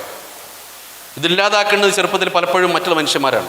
2, കുറ്റം പറയലുകൾ കേട്ട് നിരന്ന് പറയുന്ന കുട്ടികളാണെങ്കിൽ എന്ത് സംഭവിക്കും? അവർ മറ്റുള്ളവരെ ഇട്ടിട്ട് നിന്ദിക്കും, ചെറുതാക്കും എപ്പോഴും. ഇപ്പോൾ ചിലപ്പോഴൊക്കെ ചില ഭർത്താക്കന്മാർ, എന്താ എനിക്ക് ഇവിടെ പണി വരയിൽ 4 പ്ലേറ്റും 2 ഗ്ലാസ്സും കഴുകലല്ലേ. ഇത് അവൻ പറയുന്നതല്ല, അവൻ്റെ ചെറുപ്പത്തിൽ അവൻ്റെ തലച്ചോറിൽ ഫീഡ് ചെയ്ത മനുഷ്യന്മാരുണ്ടാവും. മറ്റുള്ളവർ ചെയ്യുന്ന കാര്യങ്ങളെ വിലമതിക്കാതെ നിന്ന കേട്ട് വളർന്ന ബാല്യമാണെങ്കിൽ വലുതാകുമ്പോൾ നമ്മൾ തിരിച്ചു കൊടുക്കും. അതുകൊണ്ട് ചിലപ്പോഴൊക്കെ കുടുംബത്തിൽ സംഭവിക്കാറുണ്ട്, ഭർത്താവ് വീട്ടിലില്ലെങ്കിൽ ഭർത്താവിൻ്റെ കുറ്റം ഇങ്ങനെ കുത്തിരുന്ന് പറയും ചിലന്മാർ. ഇനി ഭാര്യ ഇല്ലെങ്കിൽ ഭാര്യനെ ചെറുതാക്കി പറയും ചില ആണുങ്ങൾ. ഒരു മനുഷ്യൻ്റെ അസാന്നിധ്യത്തിൽ ഒരിക്കലും അവരെ കുറ്റം പറയരുതെന്നാ, നല്ലതേ പറയാവൂ. അപ്പോൾ ഈ മറ്റുള്ളവരെ കുറ്റം പറച്ചിൽ കേട്ട് വളർന്ന മനുഷ്യരെപ്പോഴും ഈ കുട്ടികൾ വലുതാകുമ്പോൾ മറ്റുള്ളവരെ ചവിട്ടി തേക്കാനാണ് നോക്കുക. വിദ്വേഷം കണ്ടാണ് വളരുന്നതെങ്കിൽ വഴക്കടിക്കാൻ പഠിക്കും. വിദ്വേഷം എന്നുള്ളത് നേരത്തെ പറഞ്ഞ സാധനമാണ്. ഉപ്പയമ്മയും നമ്മളുടെ വഴക്ക് ചെറിയ പ്രായത്തിൽ അത് ഏൽക്കാൻ പാടില്ല. അത് കണ്ടു വളർന്നാൽ അവർ ഈ ലോകത്തോട് വഴക്കടിക്കും. അത് പല രീതിയിലായിരിക്കും വഴക്കടിക്കുന്നുണ്ടാവുക. ഇനി അമിതമായിട്ട് മെരുക്കപ്പെട്ട് വളർത്തും, അമിതമായിട്ട് അനുസരണശീലയിൽ വളർത്തും, അതും ഭയങ്കര അപകടം. മാനസികാരോഗ്യമില്ലാത്ത കുട്ടികളായിട്ട് ഇവർ മാറും. അമിതമായിട്ട് മെരുക്കരുത്. പ്രതികരിക്കേണ്ടടുത്ത് പ്രതികരിക്കൊണ്ട് നോ പറയേണ്ടടുത്ത് പറഞ്ഞെന്നെ പഠിപ്പിക്കണം കുട്ടികളെ. പറ്റൂലെങ്കിൽ പറ്റൂല എന്ന് തന്നെ പറയാൻ പഠിപ്പിക്കണം. അത് പറ്റാത്ത മനുഷ്യന്മാരാണ് വളർന്നു വലുതാകുമ്പോൾ സുഹൃത്ത് ഒരു 16 രൂപ കടം ചോദിക്കും, നമ്മുടെ അടുത്തില്ല നമുക്കറിയാം. പക്ഷെ ഞാൻ ഇല്ല എന്ന് പറഞ്ഞാൽ ഓൻ എന്താ വിചാരിക്കുക? അപ്പം ഇല്ല എന്ന് പറയില്ല, നോക്കട്ടെ എന്ന് പറയും. നോക്കട്ടെ എന്ന് പറഞ്ഞാൽ ചങ്ങായി വൈകുന്നേരം വീണ്ടും വിളിക്കും, നമുക്ക് ഫോൺ എടുക്കാൻ പറ്റില്ല. രാവിലെ തന്നെ ഇല്ല എന്ന് പറഞ്ഞാൽ നീ എൻ്റെ അടുത്ത് ഇപ്പം ഇല്ല, നീ പറഞ്ഞു നീ ചോദിച്ചോ. അത് പറഞ്ഞു കഴിഞ്ഞാൽ അവനും ഫ്രീ ആയി, നമ്മളും ഫ്രീ ആയി. ഈ അമിതമായി മെരുക്കപ്പെടുന്നതിൻ്റെ പ്രശ്നമാണിത്. നോ പറയാനുള്ള കപ്പാസിറ്റി അവർക്ക് കുറവായിരിക്കും. പേടിപ്പിച്ചാണ് വളർത്തുന്നതെങ്കിൽ ആങ്സൈറ്റി കൂടിയ മക്കളായിട്ട് മാറും. പലപ്പോഴും ഉമ്മമാർക്ക് പല പേടികളുണ്ടാവും. ചിരന്തിനെ പേടി, പല്ലിനെ പേടി, ഈ പേടികളെല്ലാം പലപ്പോഴും കുട്ടികളിലേക്ക് എത്തും. ഇരുട്ടിനെ പേടി. ശ്രദ്ധിക്കണം. എത്രാമത്തെ വയസ്സിലാണ് കുട്ടികളെ മാറ്റിക്കിടത്തേണ്ടത്? 5-ാം വയസ്സിൽ ബെഡിൽ നിന്ന് മാറ്റണം. 7-ാം വയസ്സിൽ നിന്ന് റൂമിൽ നിന്ന് മാറ്റിക്കൊള്ളണം. നല്ലതാണ് മാറ്റിയാൽ. ഇല്ലെങ്കിലോ അതെവിടെ എത്തും നമുക്ക് പറയാൻ പറ്റില്ല. എവിടെയും അത് ബാധിക്കും കുട്ടികളെ. 7 വയസ്സാവുന്നവരുടെ റൂമിൽ നിന്ന് മാറ്റണം. ആ മാറ്റിയിട്ട് ഒറ്റയ്ക്ക് കിടക്കാനുള്ള ധൈര്യം കുട്ടികൾക്ക് വരണം. ശാപവാക്കുകൾ കേട്ട് വളരുക ഒരു കുട്ടിക്ക് ഭൂമി ലഭിക്കുന്ന ഏറ്റവും വലിയ ഒരു അപകടമാണിത്. ഞാൻ ഒരുപാട് കേസുകൾ കൗൺസിലിംഗ് ചെയ്ത് കാണുന്നതാണ്. ശാപവാക്കുകൾ ഒരാൾ പറയാൻ കാരണം ചെറുപ്പത്തിൽ കിട്ടിയതുകൊണ്ടാണ്. ഒരു കുട്ടീൻ്റെ അടുത്ത് വരുന്നുണ്ട്, 2 വട്ടോളം കാമുകൻ്റെ കൂടെ മിസ്സായ കുട്ടിയാണ്, +1 അപ്പോൾ അവളെ ലൈഫ് എടുത്ത് പഠിച്ചു നോക്കുമ്പോൾ അവളെ ലൈഫ് ശരിക്കും താറുമാറാക്കിയത് ഉമ്മൻ്റെ വാക്കുകളാണ്. ഉമ്മ രാവിലെ പോകുമ്പോൾ പലപ്പോൾ ദേഷ്യം പിടിച്ചാൽ പറയും, എടി ചത്തുപോട്ടെ, മുടിഞ്ഞു പോട്ടെ, വണ്ടിൻ്റെ അടി കിടന്ന് നീ അരഞ്ഞു പോകുന്നൊക്കെ പറയാം. അങ്ങേയറ്റത്തെ വാക്കുകളെ പറയുള്ളൂ. അപ്പോൾ എനിക്കൊരു കൗതുകം, ഉമ്മ ഇതെങ്ങനെ പറയാൻ കാരണം എന്താ? ഉമ്മയായിട്ടൊരു പേഴ്സണൽ സെഷൻ ഇരുന്നപ്പോൾ ഉമ്മ പറഞ്ഞ്, സാറേ ഞാനിതൊക്കെ പറയലുണ്ട്, എൻ്റെ ഉമ്മ എന്നെ അങ്ങനെ പറഞ്ഞിടുന്നതാണ്. ഇതിങ്ങനെ തലമുറയിൽ നിന്ന് തലമുറയിലേക്ക് കൊടുക്കും. ഒരു കാര്യം ശ്രദ്ധിക്കേണ്ടത്, നമ്മൾക്ക് ചെറുപ്പത്തിൽ കിട്ടിയതെല്ലാം ശരിയായിക്കൊള്ളുന്നില്ല. അതിൽ പതിരും കതിരും വേർതിരിച്ചറിയാൻ പറ്റണം. പതിര് സ്റ്റോപ്പ് ചെയ്യണം. അത് അടുത്ത തലമുറയിലേക്ക് കൊടുക്കരുത്. കൊടുത്താൽ നമ്മൾ ഉത്തരവാദികളെ, കിട്ടിയ നമ്മൾ ഉത്തരവാദിയല്ല. അപ്പോൾ ശാപം എന്നുള്ളത് ശ്രദ്ധിച്ച് കൈകാര്യം ചെയ്ത സാധനമാണ്. അത് തലമുറകളെ നശിപ്പിക്കുക സാധനം. അമിതലാളൻ നമ്മൾ പറഞ്ഞു, അമിതലാളൻ ഇട്ട് കഴിഞ്ഞാൽ വഷളത്തരന്മാരായിട്ട് വളരും. ഇതിലിപ്പോൾ നിങ്ങളെവിടെ നിന്ന് കണ്ടുപിടിക്കി? നമ്മുടെ ലൈഫിൻ്റെ 8 ഘട്ടങ്ങളാണിത്. എത്രാമത്താണ്? ചിലർ പ്രായം കൊണ്ട് 5-ാമത് 6-ാമതൊക്കെ ആയിട്ടുണ്ടാവും, പ്രവൃത്തി കൊണ്ട് 2-ാമതായിരിക്കും. ഇല്ല, അവനും കുട്ടിക്കളി എന്ന് പറയും. ചിലർ പ്രായം കൊണ്ട് 4-ാമത് 5-ാമതായിരിക്കും, ചിന്ത കൊണ്ട് അവസാനത്തിയിട്ടുണ്ടാവും. 30-ാമത്തെ വയസ്സിൽ മരിച്ചു പോകുന്ന മനുഷ്യന്മാരുണ്ടാവും. പക്ഷെ 60-ാമത്തെ വയസ്സിലാണ് മയ്യത്തെടുക്കുക. ഉള്ളു മരിച്ചു പോവും. ഉള്ളു മരിച്ചു പോലെ എങ്ങനെയാണെന്നറിയോ? പ്രതീക്ഷകളില്ലാണ്ടാവുമ്പോഴാണ്, സ്വപ്നങ്ങളില്ലാണ്ടാവുമ്പോഴാണ്. മക്കൾക്ക് വേണ്ടി ജീവിക്കരുത്, മക്കൾക്ക് വേണ്ടി ജീവിക്കരുത്. അതിനോളം വലിയ അബദ്ധം ഭൂമിയിൽ നമ്മൾ ചെയ്യാനില്ല. നമുക്ക് വേണ്ടി ജീവിക്കണം, നമുക്ക് വേണ്ടി ജീവിക്കണം. നമുക്ക് വേണ്ടി നമ്മൾ നന്നായിട്ട് ജീവിച്ചാൽ മതി. അതിൽ മക്കൾ കണ്ടിട്ട് വളർന്നോളൂ. മക്കൾക്ക് വേണ്ടി നിങ്ങൾ ജീവിച്ചു കഴിഞ്ഞാൽ ഒരു ദിവസം ഈ കിളികളൊക്കെ പറന്നു പോവും, ഈ കൂടുന്നതൊക്കെ പറന്നു പോവും. അപ്പോൾ നമുക്ക് പ്രശ്നം ഉണ്ടാവും. നമ്മൾ വളരണം. നിങ്ങൾ അവസാനം പഠിച്ചു നിർത്തിയൊരു കോഴ്സ് ഉണ്ടാവും, തുടർന്ന് പഠിക്കണം. പറ്റുമെങ്കിൽ ജീവിതത്തിൽ എപ്പോഴും പഠിച്ചുകൊണ്ടിരിക്കണം, എപ്പോഴും പുതുക്കിക്കൊണ്ടിരിക്കണം. റസൂൽ കൃത്യമായിട്ട് നമ്മളോട് പറഞ്ഞിട്ടുണ്ട്, ഏതൊരു മനുഷ്യൻ്റെ ജീവിതം, ഏതൊരു മനുഷ്യൻ 2 ദിവസങ്ങൾ ഒരുപോലെയായോ അവൻ തീർന്നു എന്നാണ് പറഞ്ഞത്. അവൻ തീർന്നു. വളരാത്ത മനുഷ്യരെ കുറിച്ചാണ് പറഞ്ഞത്. വളരുന്ന മനുഷ്യരാവണം. വളരുന്ന മനുഷ്യർക്ക് വളരുന്ന കുട്ടികളുണ്ടാവുള്ളൂ. വളരുന്ന മാതാപിതാക്കൾക്ക് വളരുന്ന കുട്ടികളുണ്ടാവുള്ളൂ. വളരുന്ന വീട്ടിലെ വളരുന്ന കുട്ടികളുണ്ടാവും. വീട് വളരുന്നുണ്ട്. കഴിഞ്ഞ വർഷം 1 നില ഉണ്ടായിരുന്നുള്ളൂ, ഇപ്പോൾ 2 നിലയായിട്ടുണ്ട്. ആ വളർച്ചയല്ല, അതിൻ്റെ അകത്തുള്ള മനുഷ്യർക്ക് വളർച്ച ഉണ്ടാവണം. നിങ്ങൾ എത്ര വീട്ടിൽ ലൈബ്രറി ഉണ്ട്? ലൈബ്രറിയുള്ള വീടൊന്ന് കൈവക്ക്. പുസ്തകങ്ങളുള്ള വീട്, വായിക്കാൻ. Very good. മന്തി ഉണ്ടാക്കാൻ അടുക്കളല്ലേ?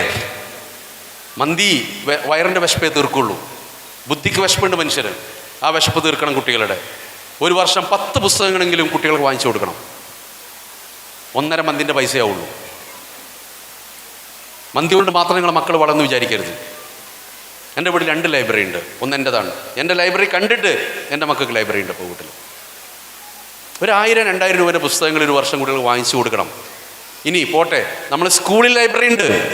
എത്ര കുട്ടികൾ പുസ്തകം എടുക്കാറുണ്ട്? ഒന്ന് കൈപൊക്കി. നിങ്ങൾ എന്തിനാണ് ലൈബ്രറി ഫീസ് അടച്ച്? ലൈബ്രറിക്ക് ഫീസ് അടച്ചിട്ടുണ്ട് നിങ്ങൾ സ്കൂളിൽ. അതുകൊണ്ട് മക്കൾക്ക് ചലഞ്ച് കൊടുക്കണം. Book challenge. ഒരു മാസത്തിൽ പുതിയൊരു പുസ്തകം വായിക്കണം.